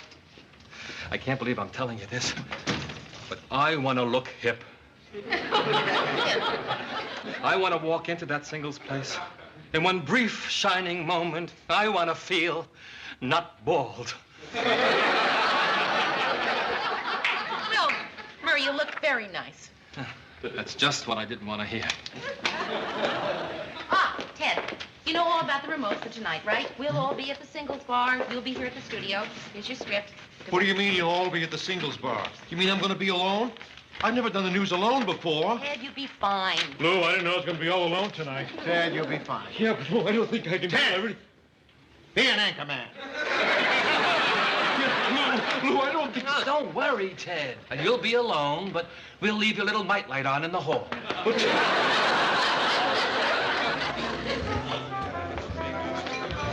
Oh, good. It's crowded tonight. That'll be a lot of people to talk to. Terrific. So, here's Murray Slaughter, and here's a singles bar.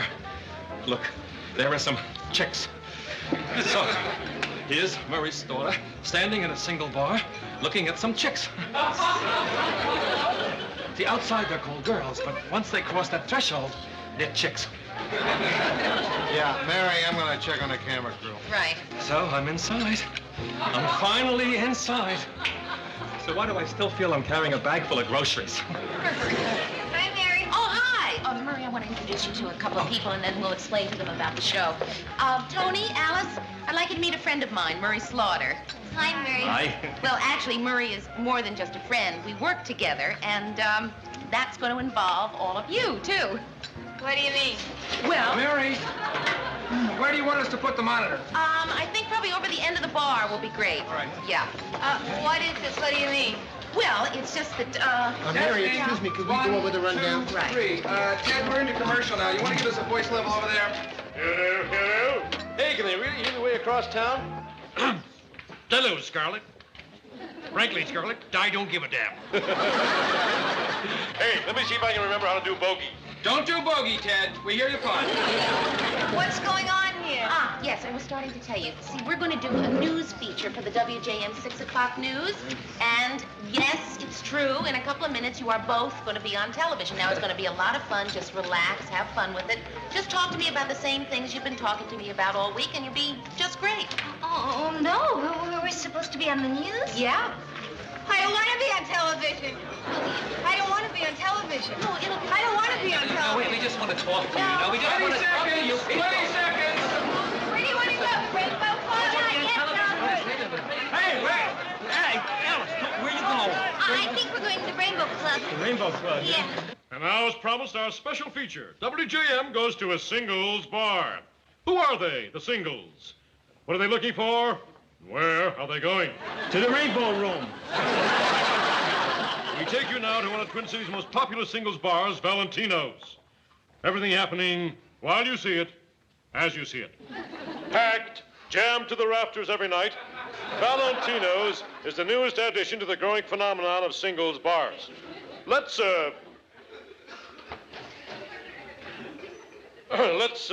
talk to the people here and see why this place is such a big success. Well, here's someone who might tell us of his feelings. He looks like a typical single. Hi. Hi. Tell us, why do you like to come to a singles bar? Why do I... Well, it's hard to say. I'd sum it up by saying it's hard to say. I see. Perhaps you'd like to talk to somebody else, Mary. Well, maybe you can explain to us why this place is so packed every night. Oh, well, there actually were a lot of people here earlier. I mean, I know it doesn't look, like there were a lot of people here, but you can see that there were remnants of... Tell us, how did you learn about this place? He told me.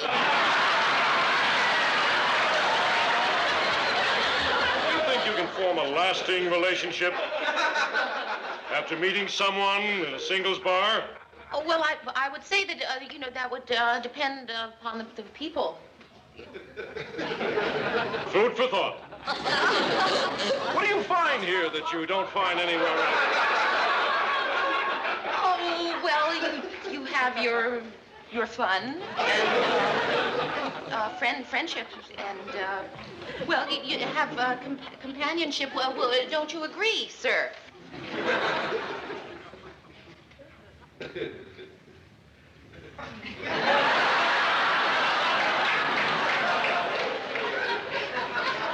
There's nobody here tonight. Our camera crew scared them off.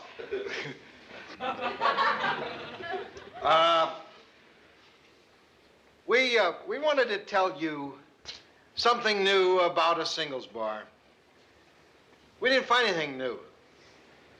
The people here got what they came for. They met each other. Maybe that's all we found out. I guess it's our blessing and our affliction that people need people. My name is Lou Grant. Lou, we still have 4 minutes to fill.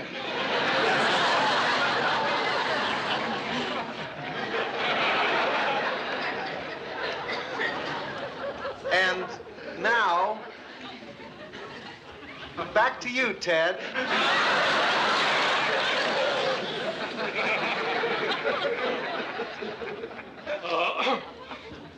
Today was the end of the auto show in Minneapolis. So let's observe 4 minutes of silence.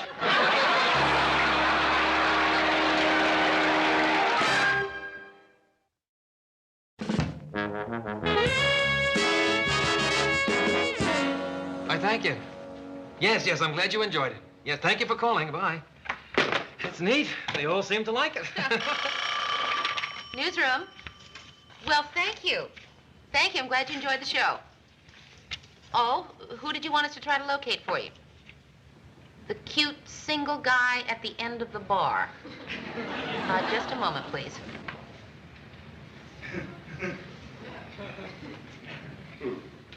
Hello? Oh, hello, Marie.